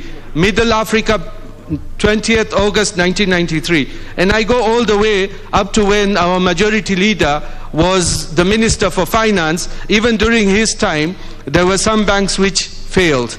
Mr. Speaker, there was the Dubai Bank prior to his coming in, Daima Bank. Not that the majority leader was in charge of those banks. It is, Mr. Speaker, there was the Trust Bank in 2001. There was the Euro Bank in 2003, Prudential Building Society in 2005, and Daima Bank in 2005. Mr. Speaker, the issue here we are talking about is trying to raise the amount which a person who is a depositor in a bank. Mr. Speaker, and when we did this, when I presented it to the Finance Committee and our Parliamentary Budget Committee, Parliament Budget Office, they made a proposal and they looked at the pros and cons of this bill. Mr. Speaker, there are so many people out there, because the cost of money now, I mean, the value of money has really declined, that any other person will have not less than 500,000 in their accounts. And Mr. Speaker, what happens is, if somebody has put some money in the bank, which is 600,000, and if a bank folds, that money will never be refunded, because he will only get 500,000 at the current rates because of the regulations. But what if the regulations are changed by the CEO who comes in, or by maybe central bank or anybody else? Because that is not a confirmation that sorry, that is not a confirmation that you will be given those kind of money. So, Mr. Speaker, let's say today, because all the presidential candidates who are all speaking about economy, about the small person, be it the Deputy President, be it the Right Honorable Prime Minister, be it Musalia Mudavadi, be it Kalonzo Musyoka, all are talking about the common person and the economy. But Mr. Speaker, once we do not have the structure where people can get, the depositors can get their money back, Mr. Speaker, that is a very drawback, and I believe that will not work. Mr. Speaker, the other issue, when the Parliamentary Budget Office did analysis of this bill, they even came up with very, very good suggestions that this bill, once it's enacted, people will have confidence in putting their money in the bank, because at the moment, people who want to deposit money will only deposit up to 500,000. The rest, they would either put it in their house or put it somewhere else where it is not profitable or it's not safe. And the Parliamentary Budget Office even came up with a chart where they said, if this law is enacted, the deposits in the accounts will be, in the first year, we will get an extra 20% as savings in the banks, and every subsequent year we will have an extra 10% people depositing more money in the bank, because they are sure if a bank falls today, they will definitely get their 1 million shillings. Mr. Speaker, I have even proposed in this amendment that we have, if somebody has got some money in the account and he has got 2 or 3 accounts in the bank, that they should not be consolidated, but each and every account should stand on its own. Mr. Speaker, that is the case which happens in the trust accounts, which KDIC gives money to individual accounts and not consolidated. So, Mr. Speaker, when this law, if it will be passed, and I am requesting my fellow colleagues that we should pass this law, because Today, if you were to ask any person on the street, any small trader, be it Gikomba, be it Meru in Gakoromone, or be it the small people, the SMEs, not any person will not have less than 500,000 in an account, because probably or they have sold something and they've got the money in the account waiting to invest. And in case a bank falls, that means all that money will go and they will just be given 500,000. So that is why, Mr. Speaker, I have said they should be given 1 million shillings. Mr. Speaker, with the South Africa, where we have the same rule down south, they give a minimum of 625,000 shillings. Mr. Speaker, if you go to Republic of Ireland, they give 100,000 euros as deposit protection, and it has changed from 30,000 euros from 1990 to date. Now it is 100,000 euros. Mr. Speaker, we as a country in Kenya, we passed this in 1989, where we were giving 100,000 shillings. But it was just changed a year back when we gave out, we revised the regulations, and we say by regulation we are giving 500. Mr. Speaker, 2 years back when we did the Chase Bank liquidation, the central bank governor, Dr. Njoroge, together with KDIC, approved a payment of 1 million to the depositors. And Mr. Speaker, that 1 million, which was approved through central bank, they did not just pick it out of the head, because they knew that is what the current time should be, because the value of money were in 1990, 100,000 would be more than 1 million at today's rate of 2021, 30 years down the road. So, Mr. Speaker, when they do change the regulation from 100,000 to 500, that is just a regulation which, Mr. Speaker, can be changed at any time. So, Mr. Speaker, once we put this in place, we will have more than 4.5 trillion of deposits. And Mr. Speaker, if we have that kind of deposits, we'll have a saving culture, and in the end we will have more people saving and doing more business. So that will mean more money. KRA will be able to collect more money. And I believe, Mr. Speaker, if we could do this, we are on the golden path, Mr. Speaker. Mr. Speaker, the other issue which we need to tackle in this country is regarding bank failures. Mr. Speaker, it takes so long for people to be paid their deposits. Chase Bank took nearly 2 years. So I have put it in this bill that the maximum amount of time should be 6 months. And Mr. Speaker, I am really surprised at the Committee of Finance when I presented this bill to the Committee of Finance, and I was very optimistic, because when I presented it, the whole committee supported the same. The Honorable Dawood? Yes, Mr. Speaker. Honorable Dawood, you need your mask, please. Sorry, Mr. Speaker. Yeah, proceed.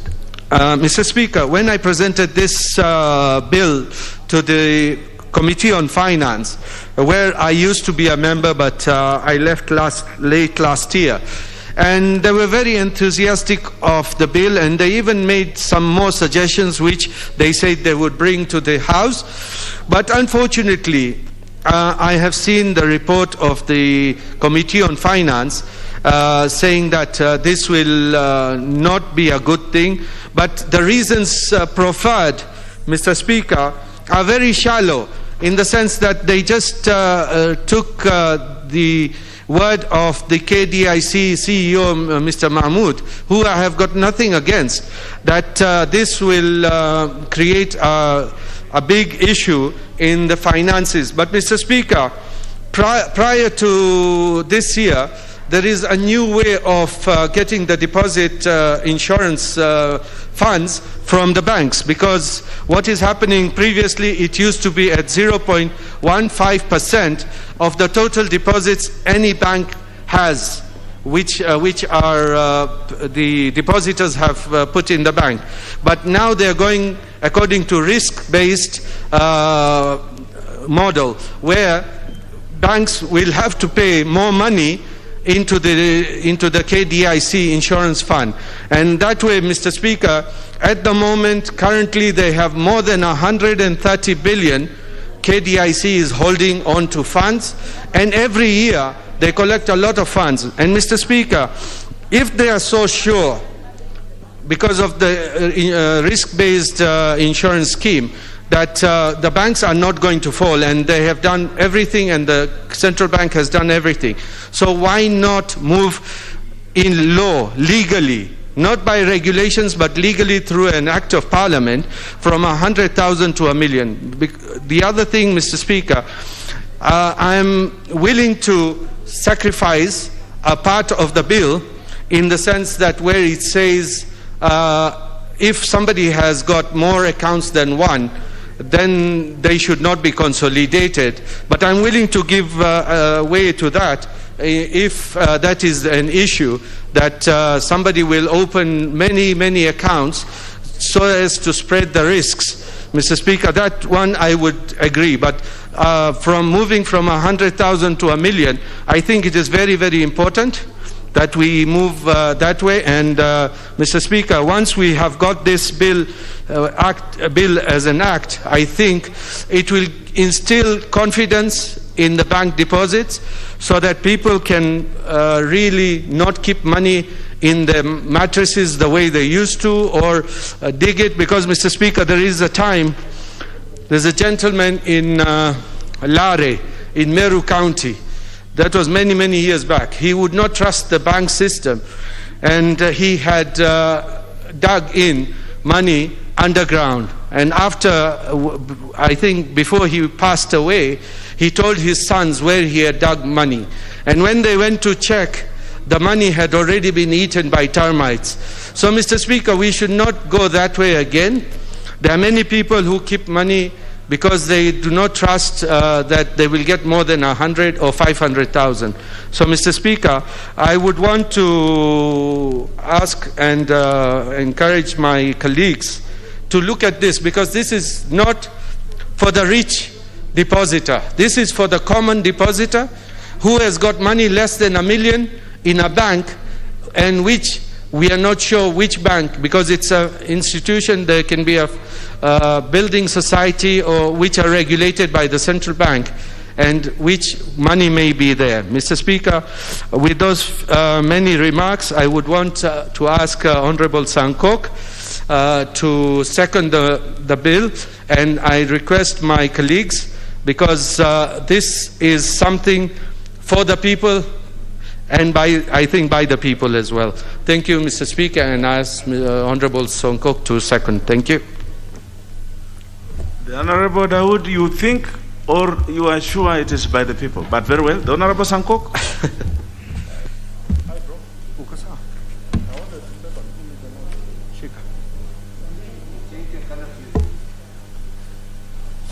Thank you very much, Honorable Speaker, for giving me this opportunity to second this very important bill.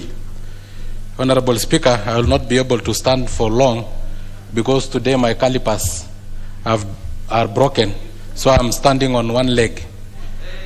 So, Honorable Speaker, Honorable Dawood Rahim, I've come up with a very progressive bill, Honorable Speaker, and I beg to second this bill. Honorable Speaker, it is very important, because Honorable Dawood have done his scientific analysis by raising the deposit guarantee from 100,000 to 1 million. Honorable Speaker, and if you see from the face of it, even from the layman angle, Honorable Speaker, if today you use 100,000, you can only be able to buy 2 cows of 50,000 each. Yet when this act came to place, 100,000 was able to buy 20 cows. Raising it to 1 million translate to the ability to buy 20 cows of 50,000 each. So it is scientifically analyzed that we should raise this deposit insurance guarantee fund from 100,000 to 1 million. Honorable Speaker, Honorable Dawood had said that we need to encourage the culture of investing in this country. And the culture of investing in our country have gone down over time. Honorable Speaker, we are now in a social society where we are targeting funds to socially protect people who had opportunity to invest, but they did not invest, probably because of these uncertainties, Honorable Speaker. We have the cash transfer to the older person. It is targeting to socially protect them because they did not invest when they were under employment or when they were in business, Honorable Speaker, because the culture of investment have gone down, maybe because of this uncertainties, Honorable Speaker. Honorable Speaker, it was just recently that we had to change our currencies because central bank thought there is a lot of money that people are hiding under mattresses and their houses, Honorable Speaker. It is because maybe we are shying away from the banks because of what Honorable Dawood have seen, that there is a lot of uncertainties in depositing in our bank, Honorable Speaker, in investment. Honorable Speaker, you have had even claims of people carrying money in sacks to banks instead of checks, Honorable Speaker, because of such uncertainties. Although those who claim that people are carrying money in sacks to banks have never brought theirs in paperbacks, and they were rejected by the churches, Honorable Speaker. Honorable Speaker, but because probably people are carrying cash in large sums of money because they are not depositing because of these retrogressive laws that Honorable Rahim is trying to cure, Honorable Speaker. Honorable Speaker, Honorable Dawood Rahim have done international comparison with South Africa, Honorable Speaker, with Ireland, Honorable Speaker. And if you see, Honorable Speaker, from a scientific view, Honorable Speaker, is right by raising this one from 100,000 to 1 million, Honorable Speaker. Honorable Speaker, therefore, I do really support this bill, Honorable Speaker, and Honorable Speaker is right. We need to improve and to make sure that all the money that are deposited in banks are guaranteed and are secured, Honorable Speaker. Ours as members of Parliament is to protect our citizens, especially when it comes to their finances, Honorable Speaker. Honorable Speaker, so many banks, you have given an example, including post banks and other banks that have gone under, Honorable Speaker. And when they go under with a lot of money from depositors, Honorable Speaker, from investors, Honorable Speaker. Very many dreams have been shattered of people who have toiled, who have worked, and because they deposited their money in banks, and the banks have gone under, Honorable Speaker, their toil have been shattered, Honorable Speaker. Honorable Speaker, so Honorable Speaker, I do support and congratulate Honorable Rahim Dawood for having done his groundwork, a lot of research in coming up with this bill, Honorable Speaker.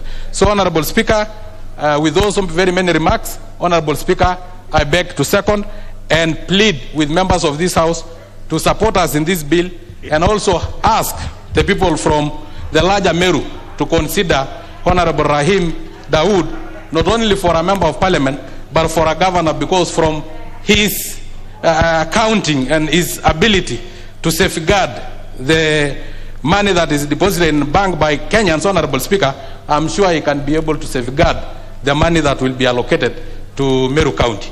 With those very many remarks, I beg to second. Very well. Honorable members, I now propose the question that the Kenya Deposit Insurance Amendment Bill, National Assembly Bill number 43 of 2020, be now read a second time. The Honorable Shabir, member for Kisumu East. Thank you, sir. Thank you, Mr. Speaker. Sir, the bill, Mr. Speaker, is to amend the Kenya Deposit Insurance Act to cover the increase from what was 100,000 and then by legal notice number 169 of 2020 it was increased to 500,000. The second, the bill was intending to maximize the different accounts in consolidation, which now the presenter of the bill is proposing to delete. The third was to have some penalties in respect of this. Honorable Speaker, sir, I'm a member of the Finance Committee. This issue was presented to us, and on public participation, the Kenya Deposit Insurance scheme, they came to see us, and they were the only ones who came and presented. But the issue, basically, there is no question that the depositors' deposits must be protected. 100,000 is a minuscule amount, and what the proposer is suggesting is to go up to 1 million. That is, in essence, it's good.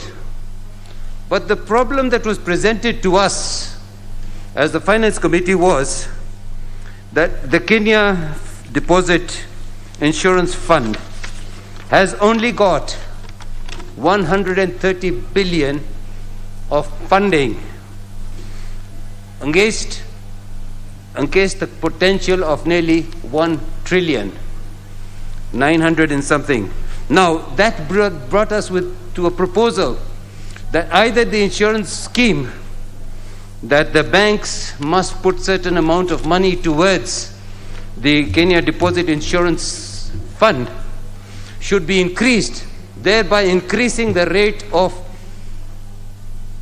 capital, the cost of capital. Because if the banks, instead of putting a certain percentage to cover 500,000 as an insurance scheme, have to increase that, the premiums increase. As the premiums increase, the rate that the banks will charge to the public increases, and hence there's a financial constraint to the wananchi, not to the bigger boys. The wananchi are looking for smaller loans. Now, we also felt, it was felt, that the deposit insurance scheme, they said very clearly, we would like to cover up to 1 million. But that would mean that our fund, sinking fund, must be 1 trillion. To raise that trillion is going to raise the cost of banking for the wananchi, because you're going to ask a certain higher premium from the banks. Or through budget, we put aside another 900 billion in what is their safety net. Now, we felt this was presented to us, and I've been a banker for a long time, your Honorable Speaker, sir, and we felt that the proposal is to put it in a bill. There is already a legal notice increasing to 500,000. And then there is nothing stopping that legal notice to take it to 1 million. But we do it in steps. We do it in consultation with the budget committee. We do it in consultation with the banks. We do it in consultation with the central bank. The central bank, their main role is prudential supervision and regulation of banks to avoid overexposure. The problem that we had with these so-called banks that went under was because they were not properly secured, and they were not properly managed, and they were not properly regulated. All the banks that we talked about took deposits and then broke the rules that CBK should have been able to capture and close them down before before they were put under what's called closed down. So that yes. Receivership is it the one they're looking Receivership and for? yes. Yes. I beg your pardon. It's the mask that's getting me. So Honorable Chair, we have here, either you over-insure and the central bank's one main role of prudential supervision is thrown out of the window, because then they will say, we don't care.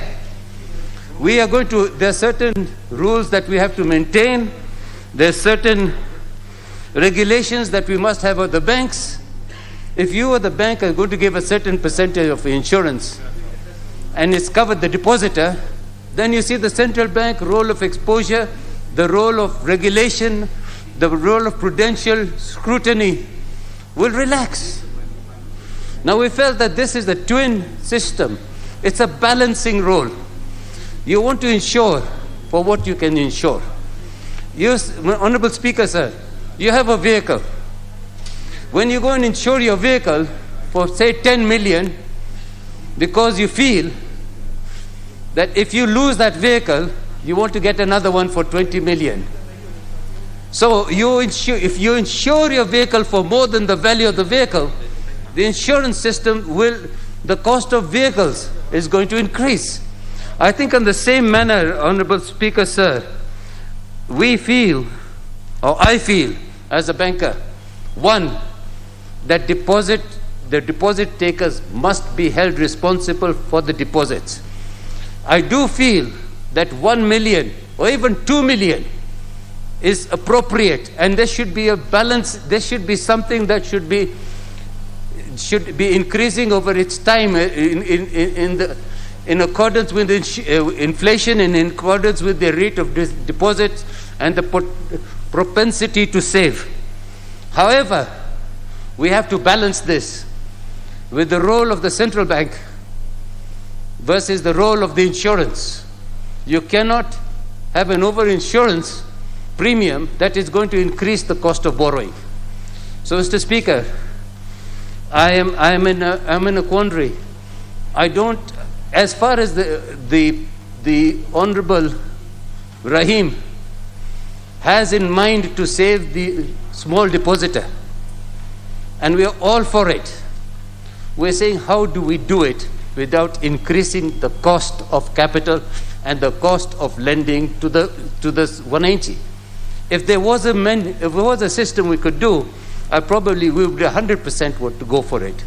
But here you are trying to talk about a sinking fund of 130 billion versus a potential of 1 trillion.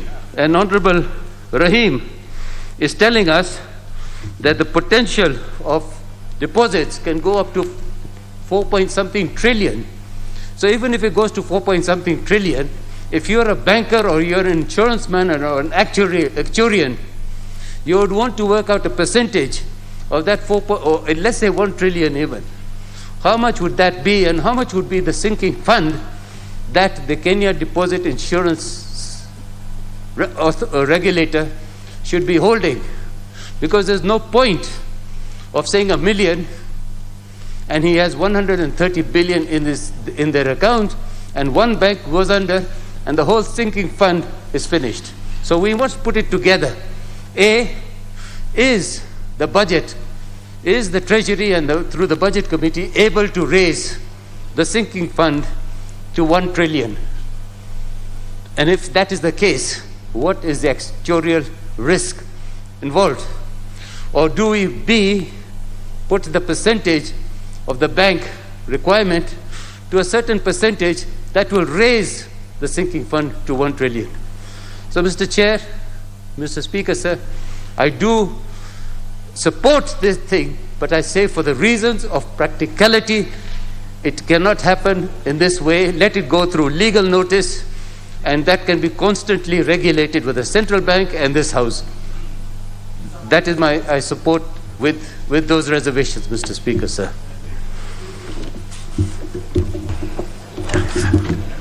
The Honorable Tonge Nyagaka, member for Nyaribari Church. Thank you, Honorable Speaker, for the opportunity also to speak into this amendment, which I think has come in timely by my good friend and brother from another mother, Honorable Rahim Dawood, a man that I have learned to respect a lot. This, Honorable Speaker, is coming in at the time when Kenya needed this kind of an amendment, considering that in the past we have had to serve as a country and members have lost a lot of money in the name of the banks which have gone under receivership because the law then provided for a maximum refund of 100,000 shillings. I want to imagine of a scenario, and as a banker, Honorable Speaker, I'll tell you from experience that there are people who deposit quite a lot of money in the bank. People put in lots and lots of their savings, knowing that the bank is the safest place to live in or to deposit or to keep their investment. Some of them have kept the money which is meant for medicine, meant for treatment. Some have kept it as a retirement benefit, Honorable Speaker. Some people put the money in their account as an insurance scheme for their children who are going to school. And they all have different reasons for putting money in their account, Honorable Speaker. So in the event that the bank where they have trusted the money in the name of deposit goes under, Honorable Speaker, the beneficiary or the customer suffers immensely.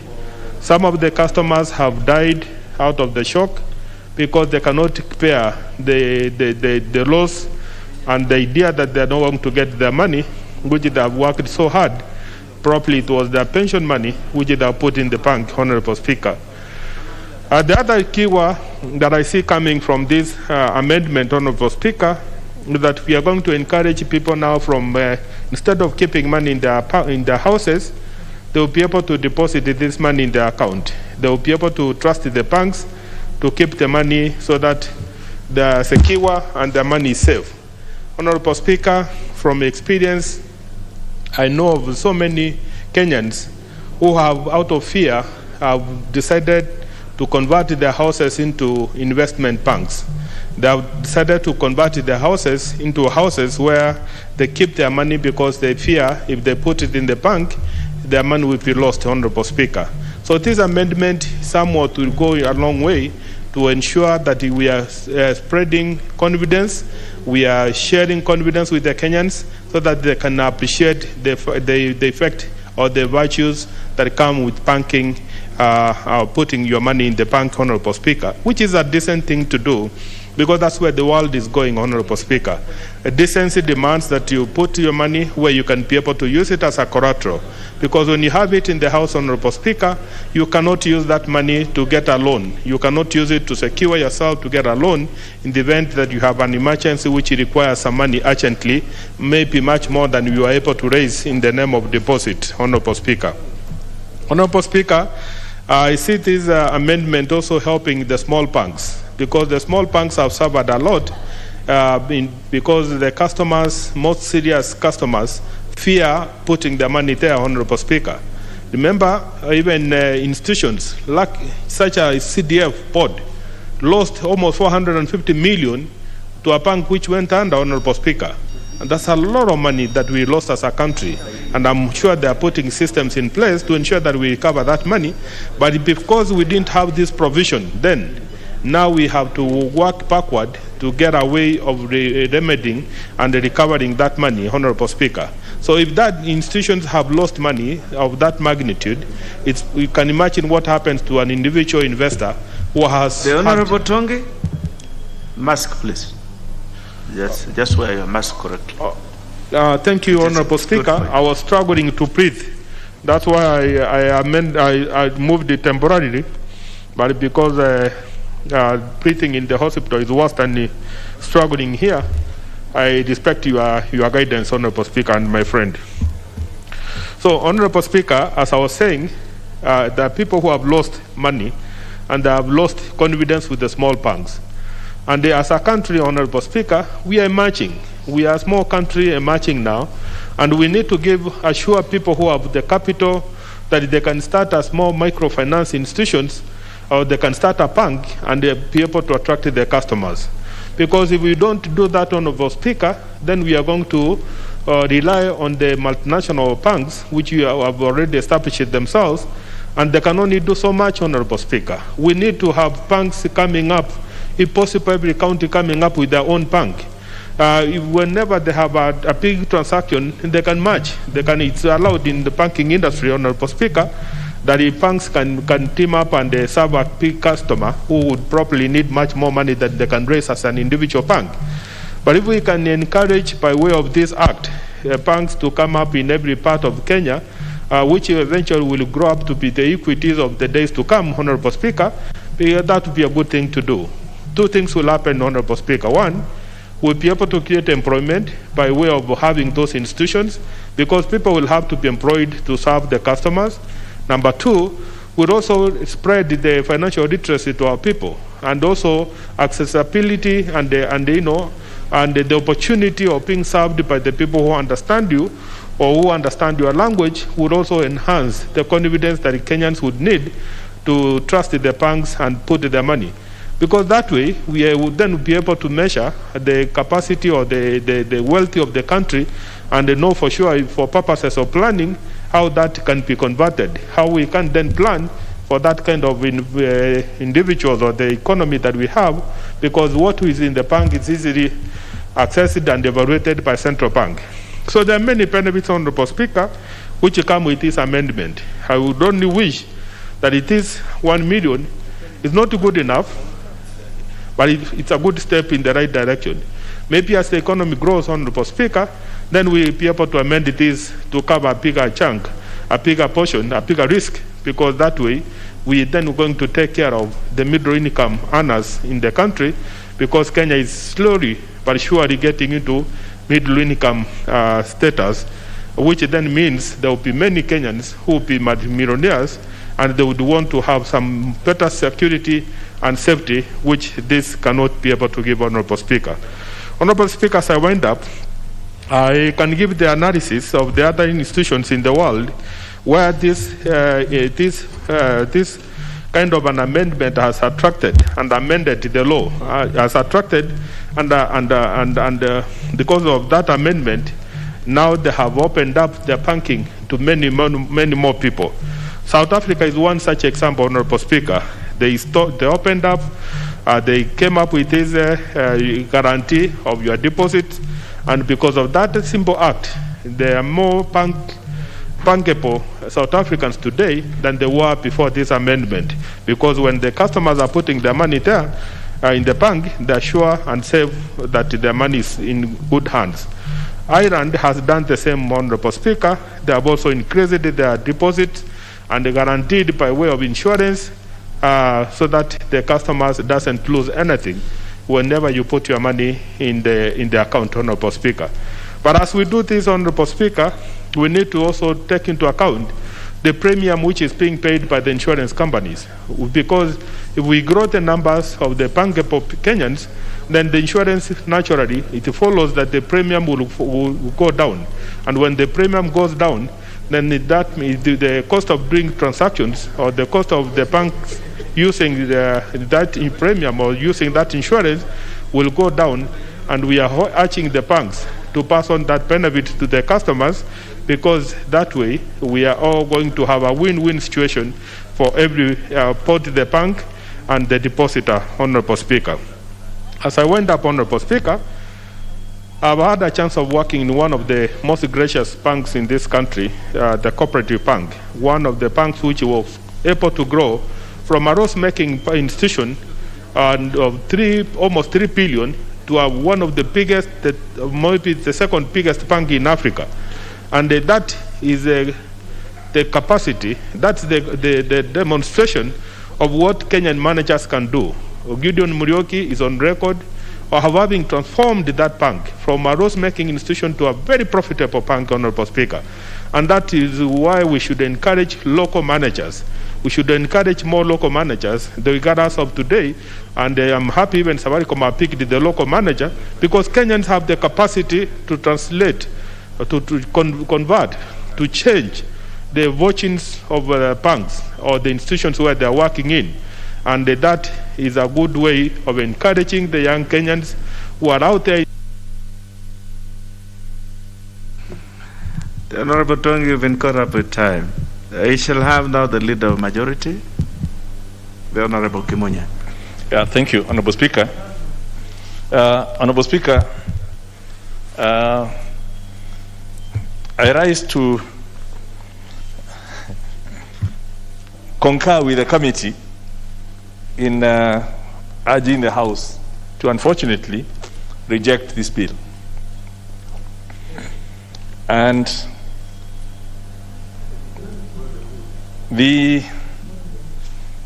while appreciating the efforts put by the member, the Honorable Dawood, and indeed the solution he's wanting to bring, it's important to also balance a solution to a problem with the potential risks that that solution could bring and create a bigger problem. So that if you're having headache, you don't want to take an overdose of medication that could now bring even further complication than the headache you wanted to resolve. I think as we look at it, the first thing is to appreciate that the bill is attempting to increase the limit from 100,000 to 500,000. As we are talking, Honorable Speaker, indeed, on August the 28th of 2020, this limit was already increased officially by a Gazette notice to 500,000. So let's start from there, that already the amount that is protected has already been increased through a Gazette notice, through regulations, to 500,000. So we don't, first of all, we're starting from it's a very recent review, and this took into account, first of all, how much money does the insurance corporation, Kenya Deposit Insurance Corporation, how much money does it have at its disposal? What is the experience that we've gone through? So to increase it already to 500,000. So we already very current. It may be too soon to then start reviewing it upwards without looking at what will be the implication of doubling that amount. We're talking of, they have 130 billion. If we now raise it to this 1 million and increase more people, more risk takers to put their money in smaller banks, on the false assumption that they are now protected, the potential exposure has been calculated by the Kenya Deposit Insurance Corporation, who appeared before the committee, at 950 billion. This is not money that will come from the depositors. This is money that will have to be appropriated by this House. So we are putting the whole country at risk through encouraging some risky behavior in terms of telling people, now you can put your money in those so small banks because you get up to $1 million back. Now, we all know the role played by financial institutions in this country, and Honorable Dawood gave us a history of some of the banks that failed. But is the intention of the deposit insurance to stop banks from failing, or to protect the small depositors who have been wooed into these situations because they thought a bank was good, the bank has unfortunately failed, so at least let them get something back? Deposit insurance is not meant to protect the big savers. It's for the small savers who don't have the full information in terms of analyzing where they are putting their money, and hence end up like just being wooed in terms of there's a new bank, friends, let's go there, the bank fails, and they collapse. And if you go back to history, Deposit insurance was started in the United States way back in 1934. And this was as a result of so many failures following the 1930s Great Depression. Because that depression created failures in banks, nothing to do with the behavior of the banks themselves. And people ended up losing their money, like happened in 2018, in 2008, and several other situations. If you now look at our situation in the 80s, our banks mainly collapsed because of political machinations. And also because they were used as conduits, some of them were used as conduits to move money from NSSF, NHIF, for political reasons. And after the money had moved from the public coffers through the bank to finance, for example, some fake properties and titles in Karura Forest, then the bank was, the owners of the bank mysteriously disappeared to just make sure that you cannot follow back to see, to get the NSF monies that went through some of those banks. But based on the experience in America, several countries then took advantage of looking at this model and said, this deposit insurance is a good thing to protect, bankers, especially when some of these events come out that have nothing to do with the banks. And as of 2017, actually there was almost like 140 countries who had established these deposit insurance corporations. And another 28 were in the process of establishing insurance schemes. So it's something good. But we must remember that even a good thing has limits as to what you can do to it before you make it bad.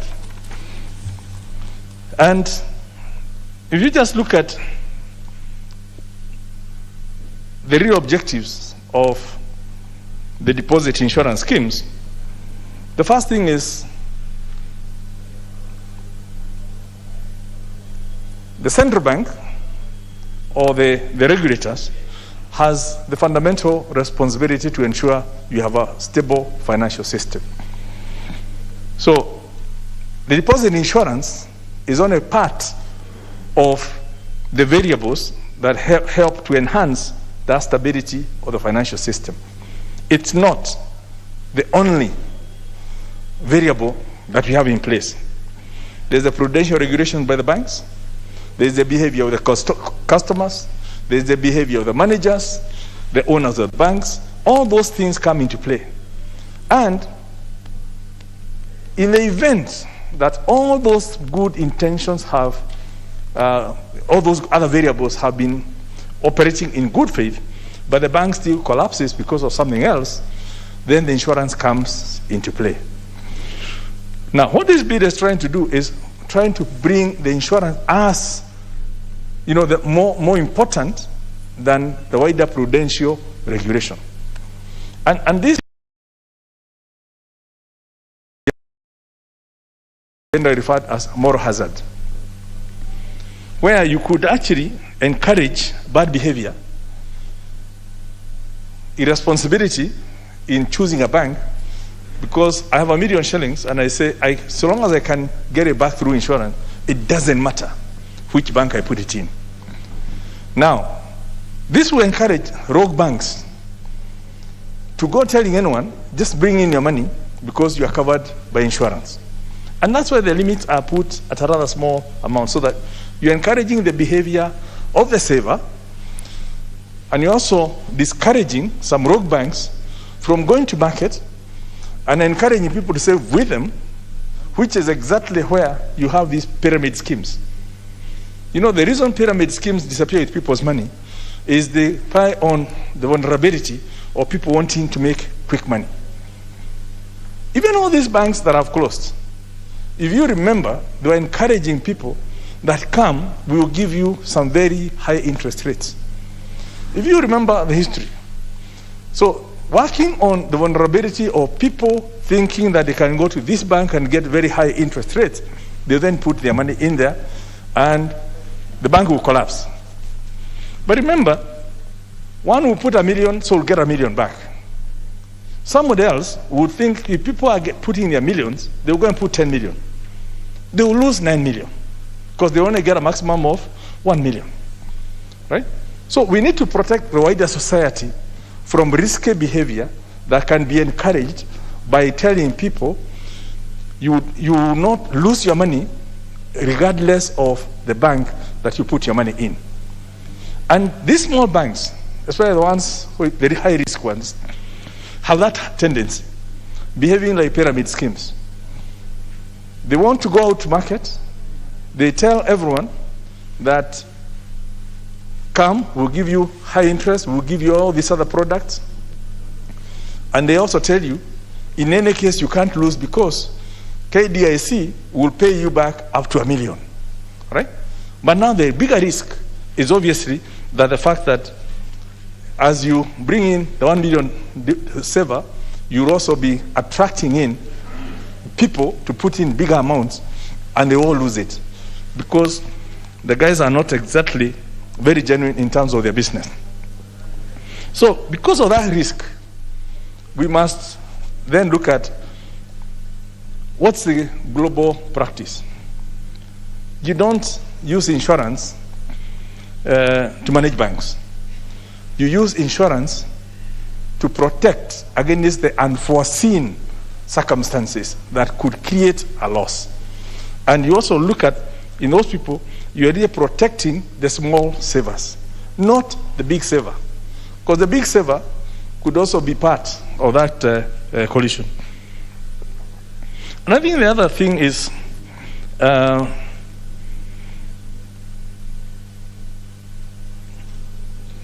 that whole point of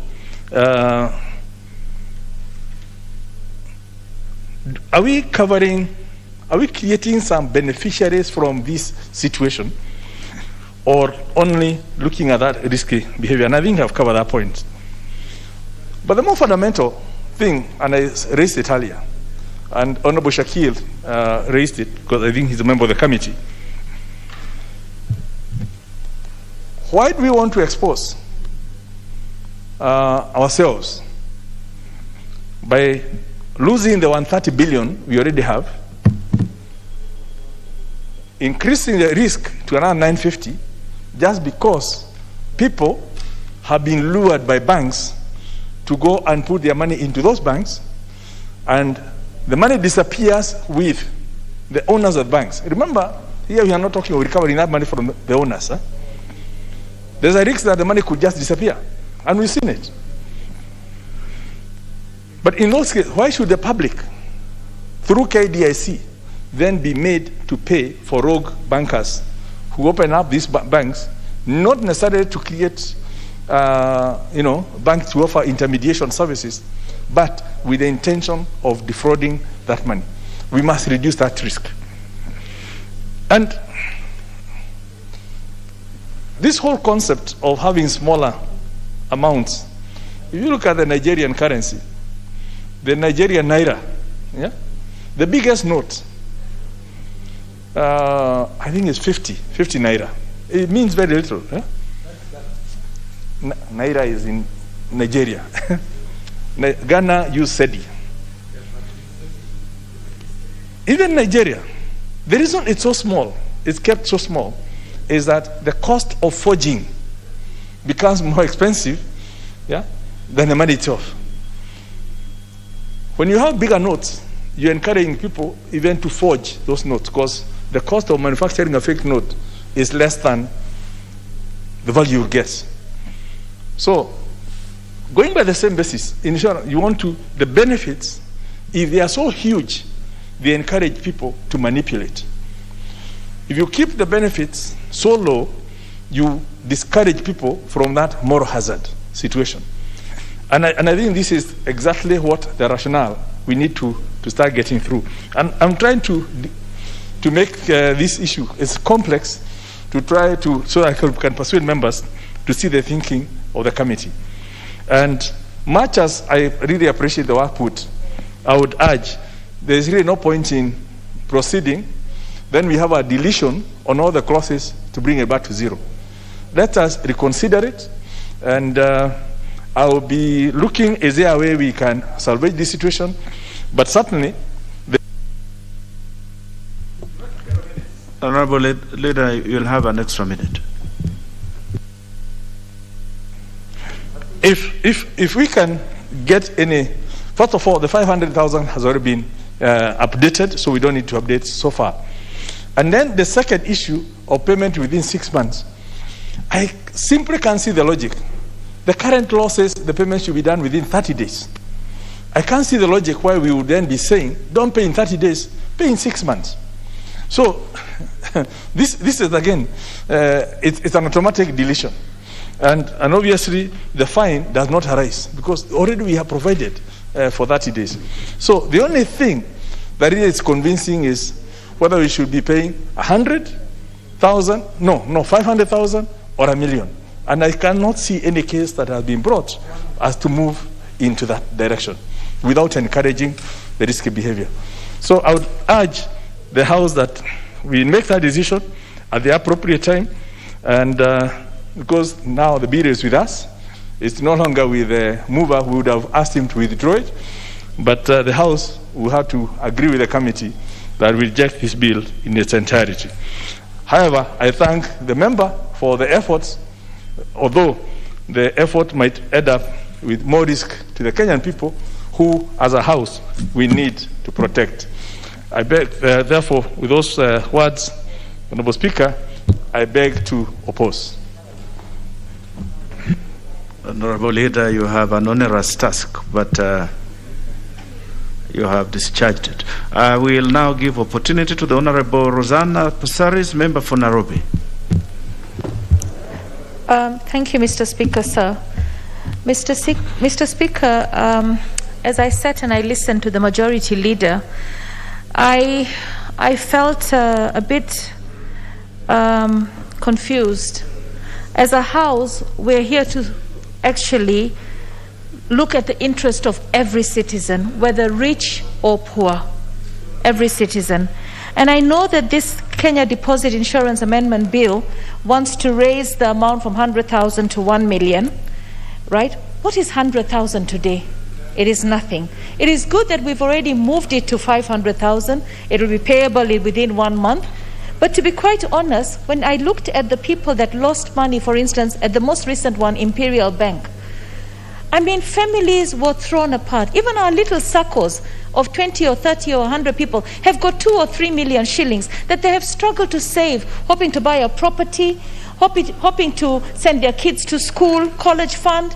And then, can you imagine when you come back and tell them, oh, as a parliament that you have elected us as your representatives, we are actually going to only allow that 500,000 because we as a parliament again are not able to ensure that we tighten all the loopholes that lead to unscrupulous bankers operating in this country. There is no way we should have fear that if an institution is licensed and it does a huge strategic marketing plan to attract depositors, which are our Kenyans, our voters, that if we raise this money, they could take advantage, and you who deposits 10 million will lose your 9 million. Nobody should lose money. Nobody should lose money if we put the right structures in place, if we put the right laws in place, if we put the right penalties in place. As parliaments, we have to look for these loopholes. I think 500,000, if you have deposited 10 or 5 or 2 million, is too little a compensation to encourage you to save. And what makes a country develop? It is savings. Not savings in your under your mattress. We try to discourage that. Eaten by termites, as one of the honourable members said. It is savings in the financial institutions. It is savings. These savings are what enables the government itself to now not compete with the private sector and be able to then have money available to steer and spearhead the economy. How can bankers lend people money when there are no deposits? How can people deposit money when they know the amount of money you put in deposits will not yield any returns in case the financial institution goes down? And why should financial institutions go down if we put good structures in place, if we audit and ensure that the banks are adhering to what needs to be adhered to?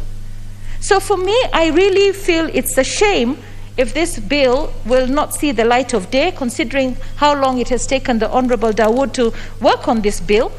And we also need to understand that the more savings a country has, the more a country is able to spearhead all its economic growth, all the lending that leads to private sector growth. Government is not in the business of doing business. Government is in the business of facilitating businesses. And we facilitate businesses by encouraging savings.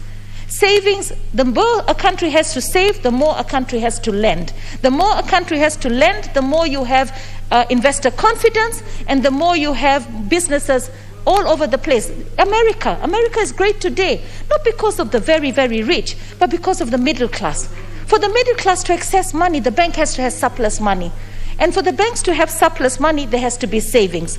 And for people to save in the banks, they have to feel that their government is not only securing that minimum amount of 1 million, which is what Honorable Dawood wanted to do, but it's also securing the structures to prevent the collapse of banks. I mean, I was saving with Chase Bank, which is now SBM Bank. After all the restructuring and all the boardroom discussions that they had, where everybody obviously had something to make, we were told we had no choice. Whatever the deposits we had to agree to be paid that money over a period of time. That was better than losing it all, as the Imperial Bank depositors did. So, Mr. Speaker, I honestly commend my brother for his efforts, and I encourage him not to give up. Because at the end of the day, we are here to represent the people, and the people should not lose money when they save in any country, in any bank in this, or any financial institution in this country. Thank you, Mr. Speaker, sir. The Honorable Oyula Maero, member for Butola.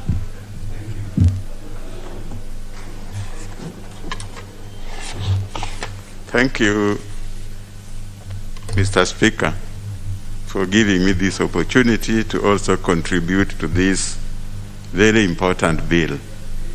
The amendment to this deposit bill is very important to the people of Kenya. Mr. Speaker, a depositor takes this money to the bank for safe custody and for future investment. A depositor expects that any time he goes back to the bank to look for his money, it should be available, and not to be told that the bank has closed up and hence he loses his deposit. So it is the responsibility of the bank, the management of the bank, to ensure that the deposits are well taken care of. Central Bank is there to supervise the banks and make sure that the depositors' monies are safe. So whatever happens, the responsibility lies with the deposit, with the central bank and the bank and the banks. So the deposit protection should actually come in case the banks are completely unable. And therefore, they should be able to compensate the depositor to the maximum level, not 100,000, Mr. Speaker. So we should not look at the depositors as small depositors or big depositors. To earn this money takes time, so it must be protected. So if the small depositor who was expecting to increase his deposit is told that the money is lost, I think we are like telling the depositor that he would as well go to hell. So, Mr. Speaker, my position is to support this bill so that the depositor is properly compensated in case the banks fail. It should be the responsibility of the central bank to make sure that the banks do not fail. So even the 1 million shillings we are talking about, Mr. Speaker, is not enough. Why do banks fail? It's because of the carelessness of the management. So they should arrange with the central bank how to compensate the depositors when need arises. So, Mr. Speaker, this idea of protecting the small depositors and big depositors, I mean, we should not look at the big depositors and say ignore the small depositors. When will the small depositors become big depositors? They can only increase their deposit if they are secure. And therefore, to be secure, they must know that there is proper compensation should there be any loss. So this bill, Mr. Speaker, should be supported and the small depositors be protected. It is the small depositors, Mr. Speaker, that we as members of Parliament should be taking care of. Everybody is talking of investments. Everybody is talking of improving the economy. How are we going to improve the economy when the monies get lost in the banks because of corruption in the banks? So money does not just disappear. Money gets lost because of corruption. So whoever comes in, whether it is a big politician or a small politician or government, they should know that they are punishing the small depositors. And therefore, the small depositor stand to be compensated adequately.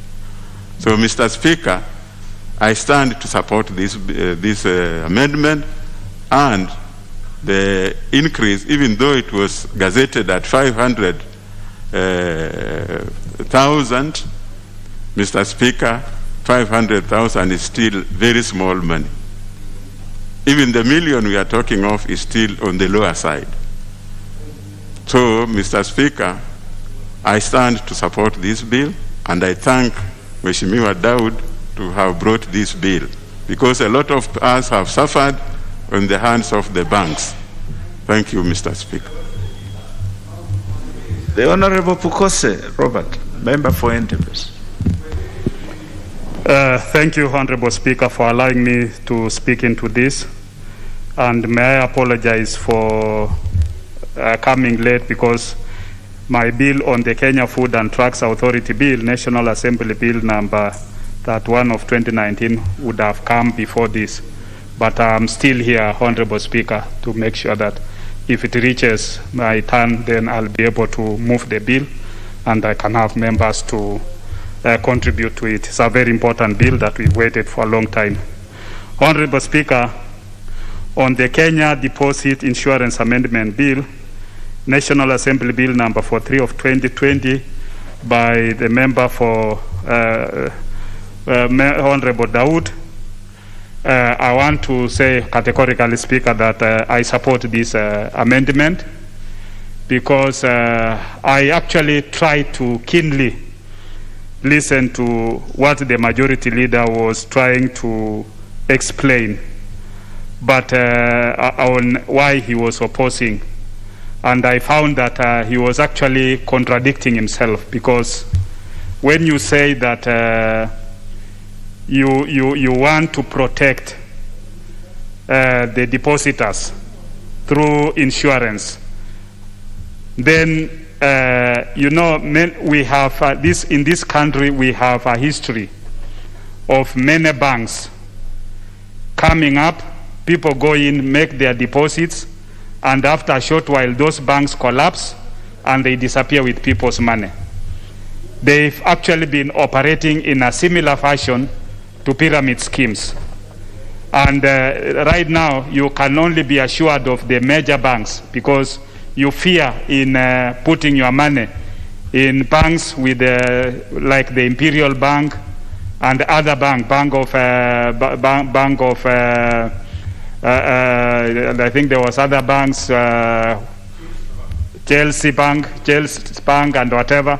So you find that many Kenyans, as we speak today, Bank of Dubai, many Kenyans, as we speak today, have suffered. Some have even committed suicide. Some are still on treatment for hypertension, diabetes, and other things as a result of making their deposits in these banks and the money disappearing. So when you look at the regulation where the central bank has put it down now, that it's through a regulation that you can be able to a maximum of around 500,000. And what Honorable Daud is proposing is to 1 million. I think this is and through an act. What has been done through a regulation and what has been done through an act, the act is more stronger. It is something that carries more weight than a regulation. So I think what Honorable Daud has increased it from 500 to 1 million, which I think to me is a reasonable figure. And it also makes it to the banks that you should not, because many of these small depositors, it is actually not many Kenyans can deposit up to 1 million. No. But you have millions of Kenyans depositing their money, 500,000, 700, 800, 200, 100, many millions of Kenyans depositing that money to make the bank operational. So when you say now that you want it to be around 500 and not 1 million, I couldn't really get the logic from our leader on why you need to, why the people with large sums should fear that compensation of up to 1 million. So to me, I think the Honorable Daud's amendment is an amendment in the right direction. It should be supported, and this will actually be able to save millions of many Kenyans who can deposit their money in any bank without fearing whether this bank is going to collapse or is not going to collapse. And it also raises question, Honorable Speaker, why do many Kenyans want to go and even deposit their money in these banks? It is because of accessibility. Maybe the bigger banks might not be accessible within those rural areas, or maybe within the confines of even town. If today you want to go to a bank and you are in even some of the estates, getting the major banks might not be possible, but these other small banks can be there. But you want to be sure that my money is safe in this bank. And it will also make it accessible for many Kenyans, because many Kenyans have now resorted to even going into money transfers through Safaricom and M-Pesa services and all these other things, because that is the only reliable form of where you can keep your money. But if we have security, we are sure that these small banks that are within our estates, if I put my money there, my money is safe, then everybody will be able to go to that bank, deposit his money, even ask for a loan to be able to do his other projects, instead of going to the M-Copper, to Lisa, or they call it what? Fulisa, and these other things, which are very expensive, and the interest rate is almost 300 to almost 3,000%. So you want to go to a bank that you can be able to put your money there, borrow the money, and be able to engage yourself in business. And this will grow the business in our country. With those few remarks, Honorable Speaker, I support. The Honorable Murugara Gitonga, member for Tharaka. Thank you very much, Mr. Speaker. Mr. Speaker, let me say from the outset that I do support this bill. And I have labored to listen to the leader of majority, trying in mysterious ways to pour some cold water on this bill, when actually it is a very well-intentioned bill, meant to take care of the small depositors who feel the loss of losing money from a collapsed bank. A billionaire may not care about 100,000 or 500,000 or 1 million. But that small depositor will possibly add only 3 million shillings in a collapsed bank, will feel relieved if he is able to recover, he or she is able to recover 1 million out of that 3 million. And this is what has actually driven the Honorable Rahim Dawood to bring this bill, so that we are able to take care of the people who are at the bottom of the pyramid. And this is very important. So, Speaker, KIDC, the Kenya Insurance Deposit Corporation, Insurance Deposit Corporation, took the place of what used to be known as the Kenya Deposit Protection Fund, a fund that used to be set aside to protect depositors in the case of banks going down. And this was very rampant, especially in the mid-80s towards the beginning of the 90s. Banks, first and foremost, going down because of political reasons. We don't like you, we don't want your bank, you got to go down. And eventually, of course, conmen came in. They were able to set up banks, take deposits, and they flee with those deposits. This is why that Deposit Protection Fund was established. But interesting enough, the Deposit Protection Fund was supposed to turn around and revive these banks. And I speak with confidence because I used to practice for some of those collapsed banks and the KDPF itself. And it was evident that none of the banks ever recovered. None of them was revived. In spite of the fact that we were actually making recoveries, some of the debts were going concern. They were good debts, yet none of the banks was revived. And this is where the question lay, and possibly this is why in 2012 it became important to have an insurance corporation taking care of deposits on behalf of depositors. A wise idea, a very good idea, because as I deposit my money with anybody, including the best of the banks, I'm taking a risk because that money may actually go and go for good. Therefore, it was important, it was crucial to have an insurance taking care of such deposits. And I'm aware that the KIDC is actually funded by some premiums paid by the banks and which are recovered from the depositors. It is not certain what the leader majority is saying, that we have to appropriate most of the money if we are to increase what is to be recovered by a depositor. We also need an explanation as to what happens to the premiums that we pay to this corporation. Therefore, as we speak today to this bill, and Honorable Dawood, I think he should take out and convince members to pass the bill. If the leader of majority feels it shouldn't be signed into law, it is up to him. He knows where to go, he knows what to do. But let us actually pass this bill with a view to protecting Kenyans who deposit their money with small banks. And there are advantages to this. There are advantages because we are encouraging people to deposit their money with the smaller banks, which means the small banks will grow and they will become international banks. We are also encouraging people not to keep their money under mattresses, because they are sure that in spite of their small savings, if the bank goes down, they will actually make a recovery. The leader of majority has told us that the regulations have actually moved up the figure from 100,000 to 500,000. But of course, he was shy to tell us who funds the increment.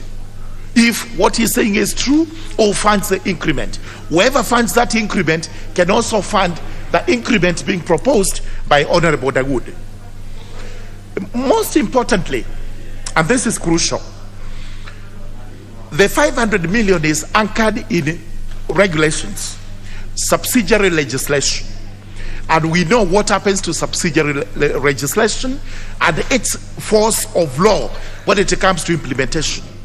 This can actually be altered through a repeal, and that will be the end of the 500,000. Let us therefore move as proposed by Honorable Dawood and make a substantive amendment to the Kenya Deposit Insurance Act, which is the principal act we are actually dealing with today. The spirit and tenor of the proposed amendment is agreeable. Honorable Dawood has actually given us the international comparisons, and we seem to be lagging behind because, as we are asking, what is 100,000? What is 500,000 today? Let us move this to 1 million, and after a short while, we actually move it to 5 or 10 million, because we want people to be encouraged to place their money with the banks. We also want banks to take deposits so that they can grow, and in the process, we are able to move around the economy.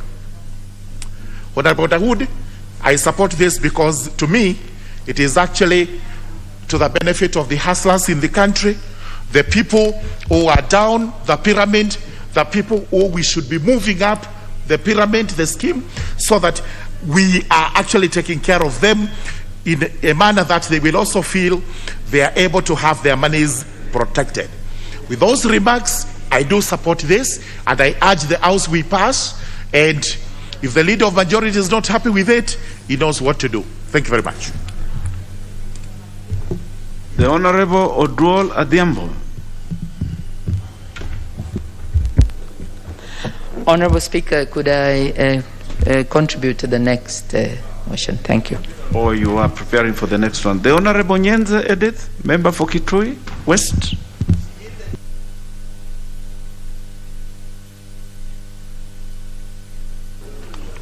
Thank you, Mr. Speaker.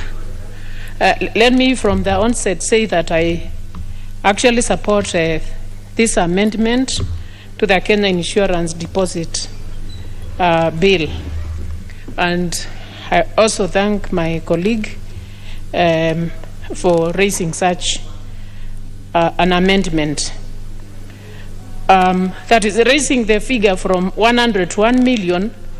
We actually cover most of the small depositors,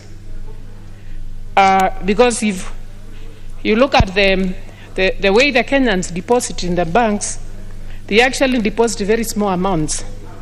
So maybe if they can be able to recover 1 million of their deposits, then this will cover most of the Kenyans who have deposited with these banks, and that means maybe even more than 80% of the depositors would actually get their money back. And what does this mean? This would mean that these people will not lose their investment.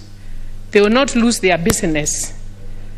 And by doing so, then they are actually contributing to our economy, because now from there they can pay their taxes. But if they lose this money, then that means our economy will be affected, because we will not be able to pay their taxes. So I actually support that the amount is raised from 100,000 to 1 million, so that most of the depositors can recover their money. The amendment also proposes that the corporation shall be within 6 months, it should pay to the depositors within 6 months or a shorter period following the liquidation of the institution. That is the conclusion of the liquidation. And this one will actually cover most of the depositors and ensure that their businesses continue and their source of income also continue, so that they can continue with their business. Because most of the times you see, like with some of those banks which were liquidated, it took so long for people to be given even that 100,000. It took years. But if the period is reduced to less than 6 months or 6 months and below, then people can now continue with their businesses, and Kenya can continue even getting our revenue and not affect our economy and the businesses of these people. So, Mr. Speaker, I support this bill. Thank you. The Honorable Mutunga Kanyuithia, member for Tigania West.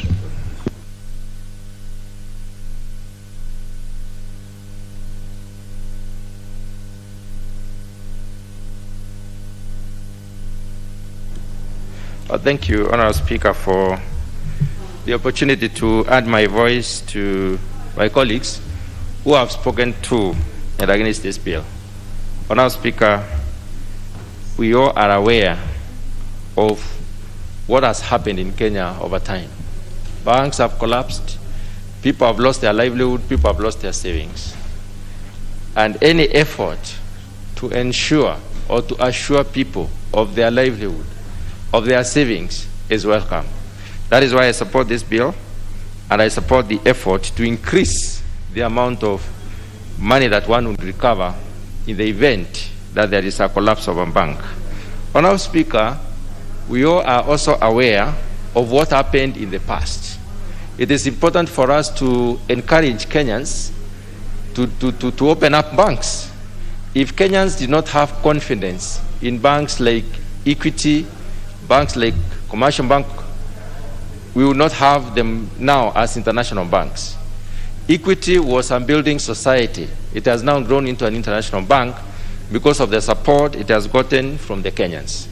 And that support is derived from the confidence that Kenyans have in this particular bank and many other banks, Honourable Speaker. Honourable Speaker, most of the small people in terms of income are savers.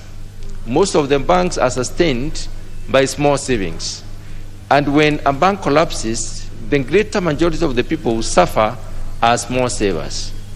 Honourable Speaker, what happens in these banks, if you look at the statistics, most of the big people, or those who have a lot of money, borrow money from the small people. In other words, the small support the big. Therefore, opening up the bracket increases the number of people who will be now saving in our banks, and that gives them confidence that they will not lose their livelihood, they will not lose their savings, and therefore they can save more. That is why I support this particular bill. This particular bill creates an opportunity for investment in the banking industry. Many banks will survive, small banks will come up. They will get customers because people know that their money is protected. Honourable Speaker, opening up brackets will basically enhance that particular confidence in saving.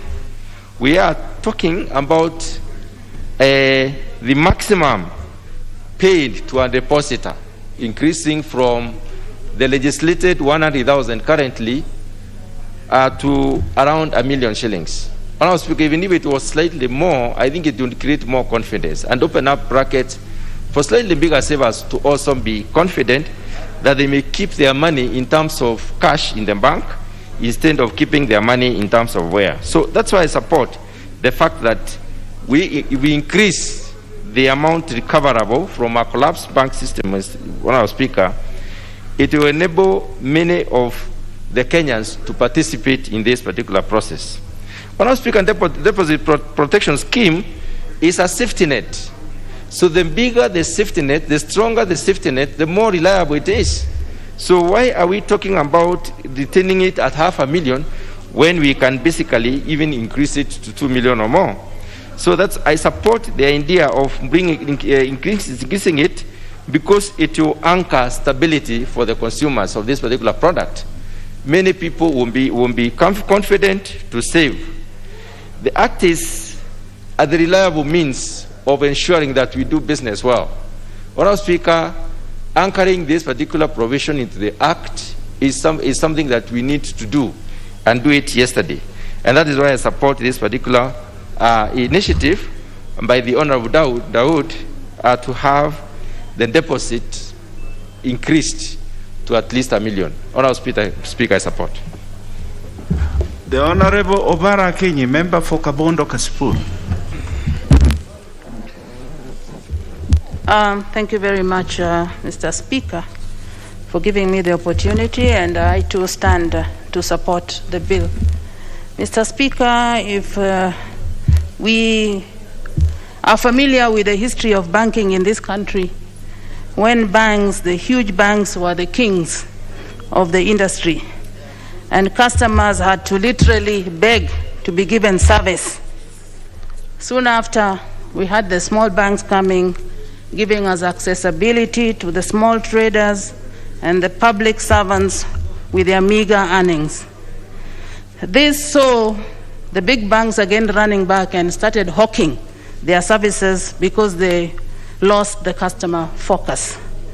Mr. Speaker, as I stand here, I am also a victim of money that was lost in the banks, the small banks, unfortunately, but mainly due to the fact that there was poor supervision or oversight by the central bank, in my view, and also abuse of office by some of those who got too excited about the amount of money that was coming into their institutions, and they misused deposits for customers. Deposits, as we know, and the insurance is to protect individuals who deposit their savings in the banks. And we put them in the banks because we cannot put them under our pillows or under our beds because of security and safety of the money. And therefore, we expect that those banks, in turn, will have a cover that will protect us and give us the confidence that our money is in a stable environment. Therefore, Mr. Speaker, as I said that I'm a victim of the 100,000, and this was a deposit that I'd put for my children's education. It was very painful, and I do support that we increase the amount to 1 million from the 500 that is already gazetted, but maybe with a small variation that we may need to look at a percentage that is commensurate with the deposits that you have, that it's a percentage against your risk. If you have a lot of money, then it's a certain percentage and you'd have to pay. You'd be given a little bit more than the person who has deposited 200,000, for instance, or 1 million, for instance. But I strongly support that this is an area that we need to look at so that the small-time savers are given confidence to be able to save their money without always looking back and thinking that the money will go under as it did in the 90s and early 2000s. With those few remarks, again, I support. Thank you very much. The Honorable Tonui Kiprotich, member for Bomet Central. Thank you, Mr. Speaker, for this opportunity to also comment on this bill.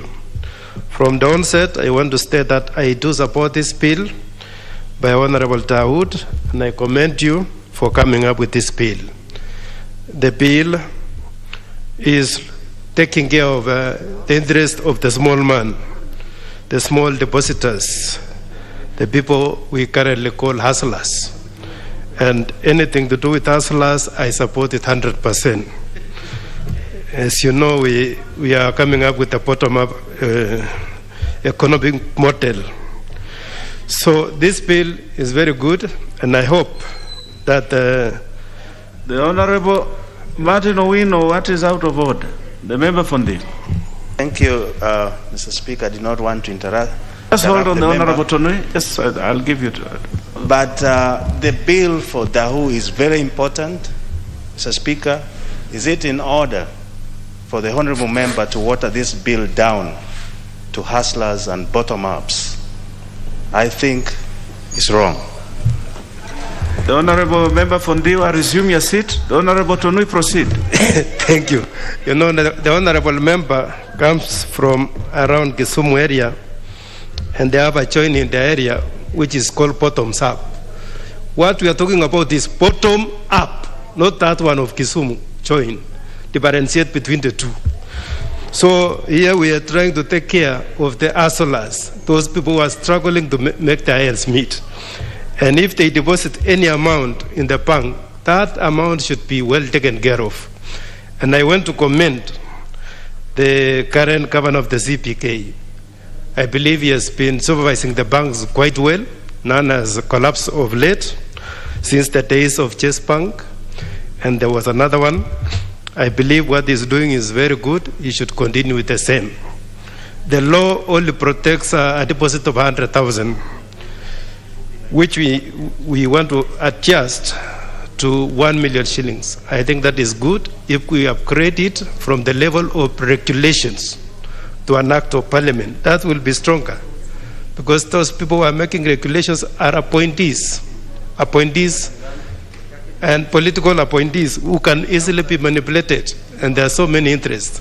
In fact, I wonder, I hope this one will go through, because I know there are many political interests and such in this sector, and it may influence the decision, the direction where this bill will go through. I also wish that we could take care of these small borrowers, especially those which have been prevented by the banks from getting the loans directly, but being allowed to get the same loans from the same bank indirectly through M-Swari. There was one time when we had this limit on interest rates, and the banks opened this thing called M-Swari to go through the back door and loan their money through M-Pesa and such. I believe that was illegal, and I hope a person like Omutata will borrow from this idea and take it and follow them up on the monies which they overcharge Kenyan, when we had a law ensuring that the only interest could be an upward of 4% above the treasury bonds. That was what was required, but since that was not having a legal framework, the members of the public were exploited. There are also many hustlers, like, so even teachers are hustlers, and they have joined circles, and some established bank owners did also mislead the teachers to even buy to collapsing banks and losing also their deposits. These small people need to be protected by the government, so that those who are in charge of these circles cannot be manipulated by the bank owners and sell to them empty shells and ending up losing their small savings. These struggling hustlers needs to be taken care of at any given opportunity. So this adjustment from 100,000 amount covered under this insurance to 1 million, I believe that refund is going to be good. It can give somebody a startup capital when they want to restart something, especially the hustlers. The hustlers live hand to mouth, so they could be depositing something in the bank so that Dawood is worried when we talk of hustlers, this bill will not be ascended. Dawood, it will be ascended. Don't worry. So thank you for the opportunity to comment on this. The Honorable Nyikal, what is out of order? Chair, I stand on order number 95. I've listened carefully. All the people who have participated are actually supporting this bill. It's important, so I would call upon the mover to reply. Honorable members, the Honorable Nyikal has stood in his place and proposed that the mover be called to reply. Will as many as of that opinion say aye? Aye. Will as many as of a contrary opinion say nay? Nay. The nays have it. Yes, that's okay. The Honorable Owundo Ojiambo. Call after this. Yes. Honorable Speaker, thank you for this opportunity to contribute to this bill.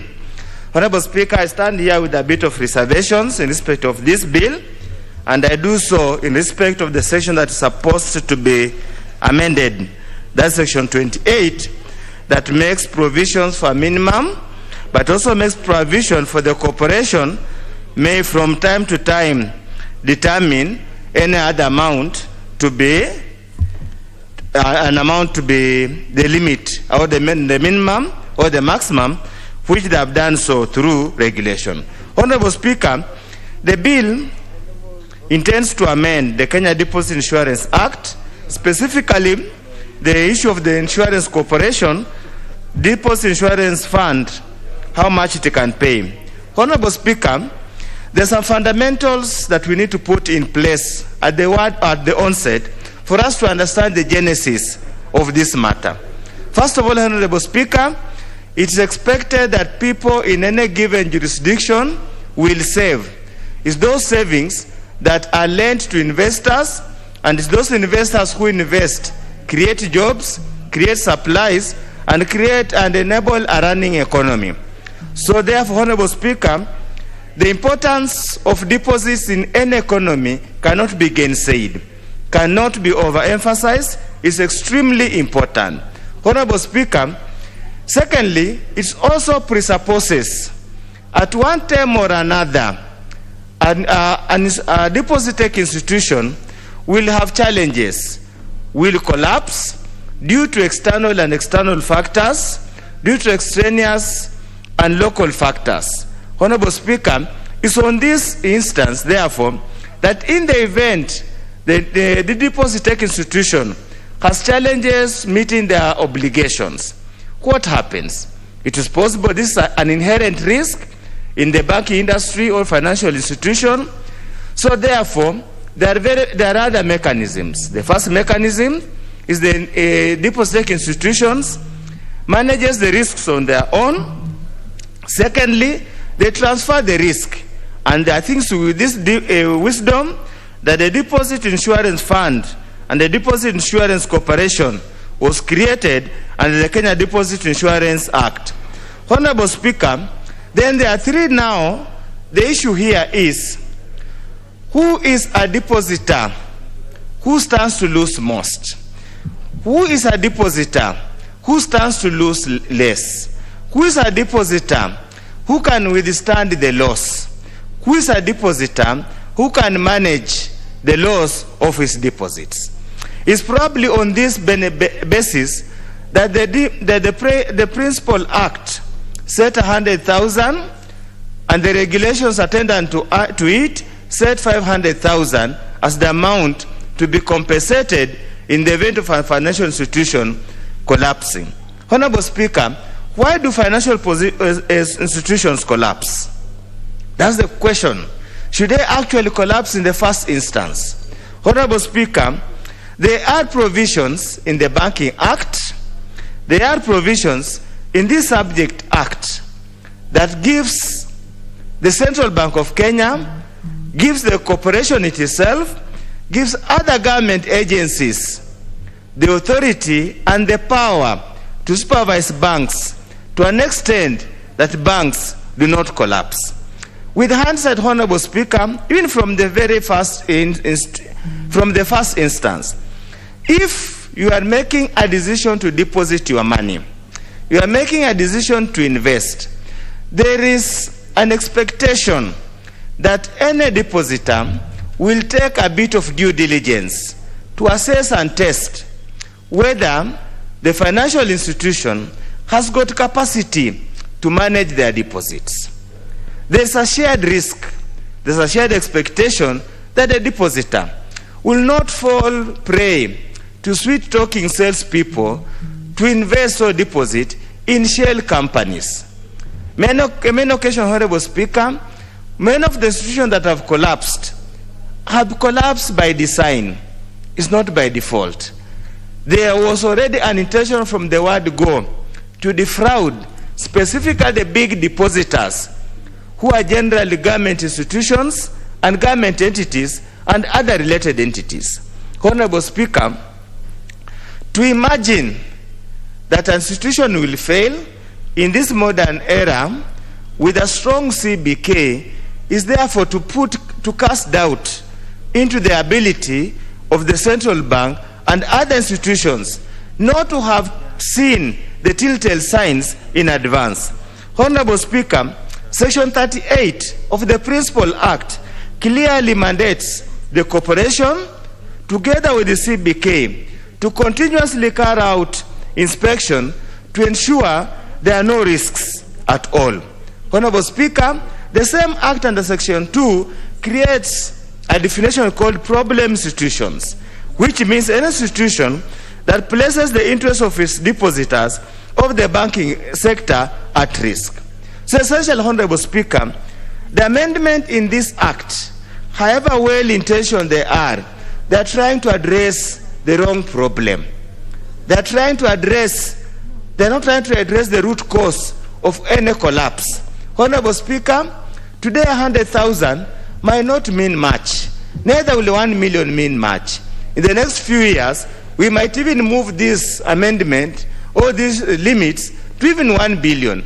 We will never be able to satisfy all the depositors. My Honorable Speaker, the focus should not actually be the minimum. the focus should not be any monetary amount. The focus should be how do we insulate the banking sector from collapse that are very well designed. Honorable Speaker, this country has got a tendency of being carried away by euphoria, by sloganeering, by very sweet marketing tools or marketing slogans or marketing pitch that sways Kenyans to deposit or engage in some risk investment. How do you explain pyramid schemes?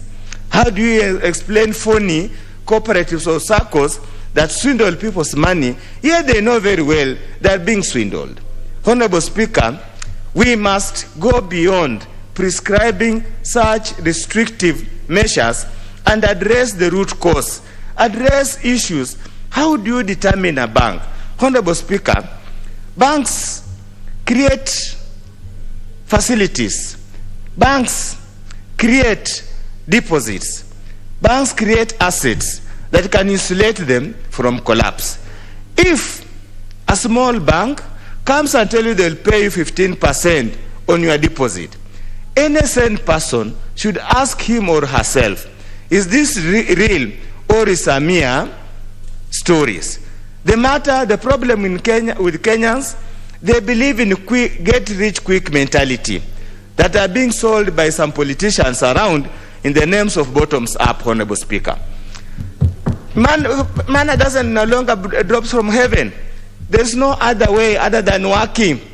This story of get quick rich, you go and deposit and make money, will not happen. So, Honorable Speaker, the focus, I totally accept, empathize with my colleague for having gone out of the way, but honestly speaking, this is another legislation that has got no value. Honorable Speaker, basic statistics indicate 90% of the deposits in many institutions, especially under individual deposits, are less than 200, less than 100.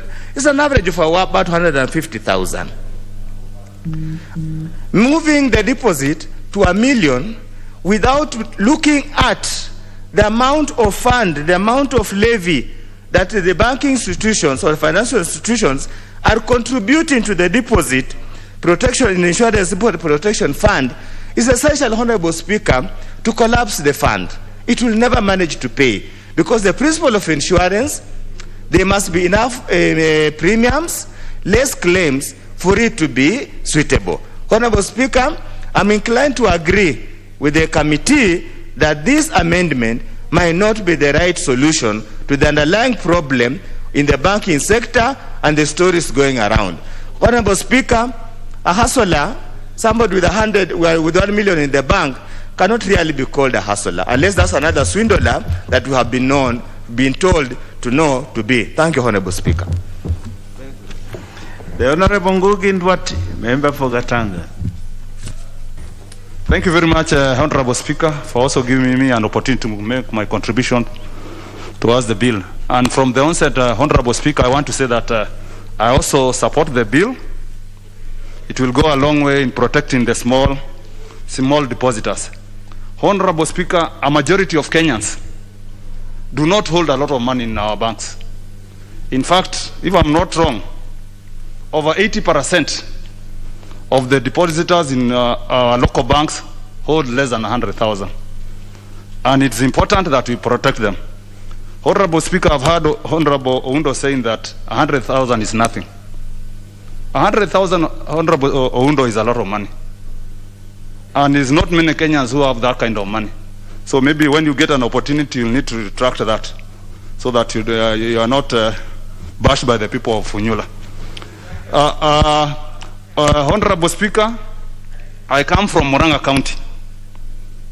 And Murang'a County, we are known to... The Honorable Ngugi, just hold on. The Honorable Oundo, what is out of order?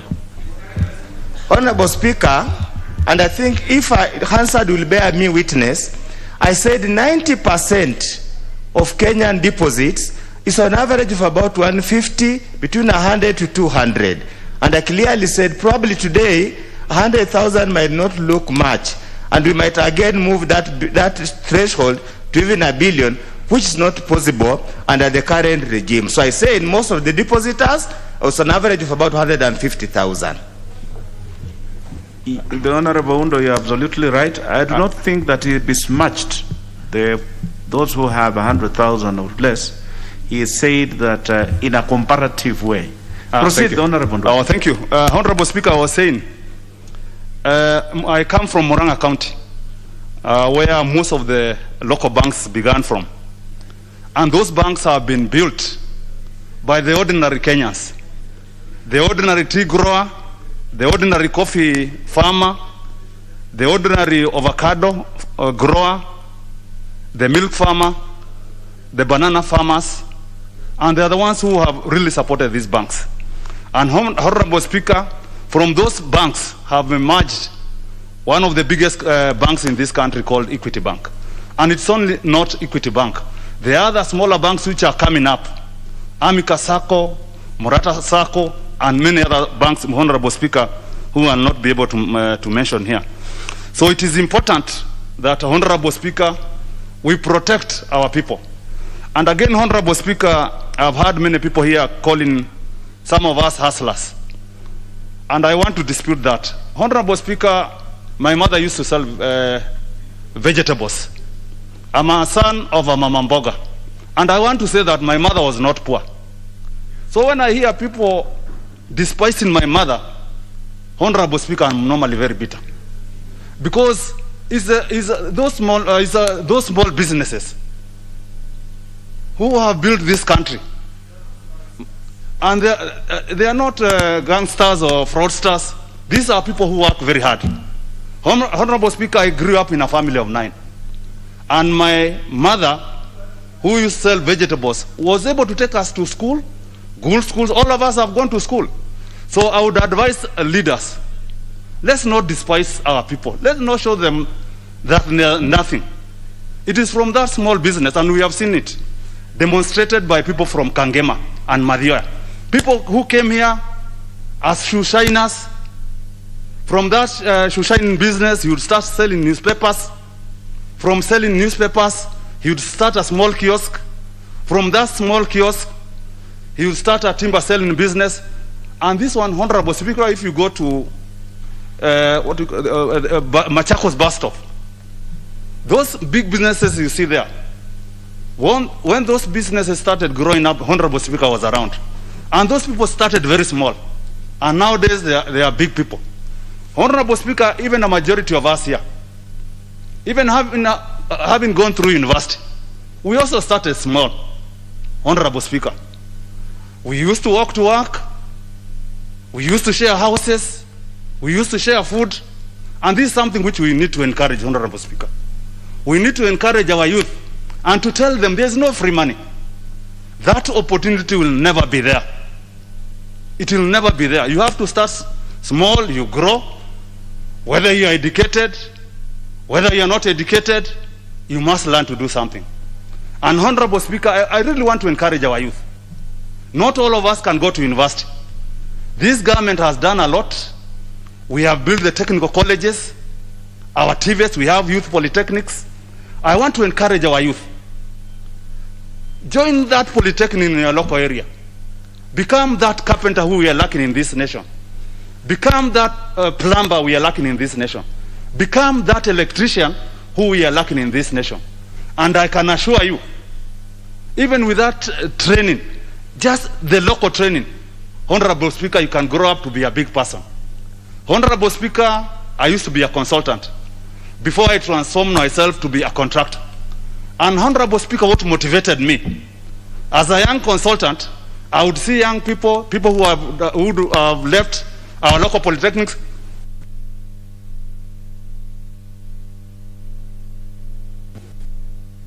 You start him with a job of 100,000. Tomorrow he would grow to 1 million. The other day he's doing work worth 50 million. The other time you would give him work worth 100 million. And Honorable Speaker, with the little money I was getting as a consultant, I decided to transform myself from being a consultant to a contractor. And those opportunities are there. And Honorable Speaker, I want to say, from the little opportunities which are provided by the government, I grew up to be a big contractor. In 2007, Honorable Speaker, from my humble beginnings. I was given an award as the third best performing contractor, African contractor in the, not African, third best performing contractor in Kenya. And that is what I want to encourage our people. Those opportunities are there. You don't have to bribe anybody. Those jobs are available by the government, and Honorable Speaker, they advertise. You don't need anyone to support you. Our young people must be encouraged. And that term of calling, that idea of calling our people hustlers should end. Honorable Speaker. Honorable Speaker, the only thing which I'm disagreeing with the bill is this idea of paying people 6 months after liquidation. That one, maybe we need to amend a bit, Honorable Speaker, because liquidation in this country has taken very long. Sometimes even 10 years. If we'll have to wait for 10 years, Honorable Speaker, to pay our people, that is quite long. Our way should be found out, Honorable Daud, so that our people can be paid quite early, instead of maybe 6 months. With those few remarks, Honorable Speaker, I want to say that I support the bill. The Honorable Mundi Fabian, member for Kangundo.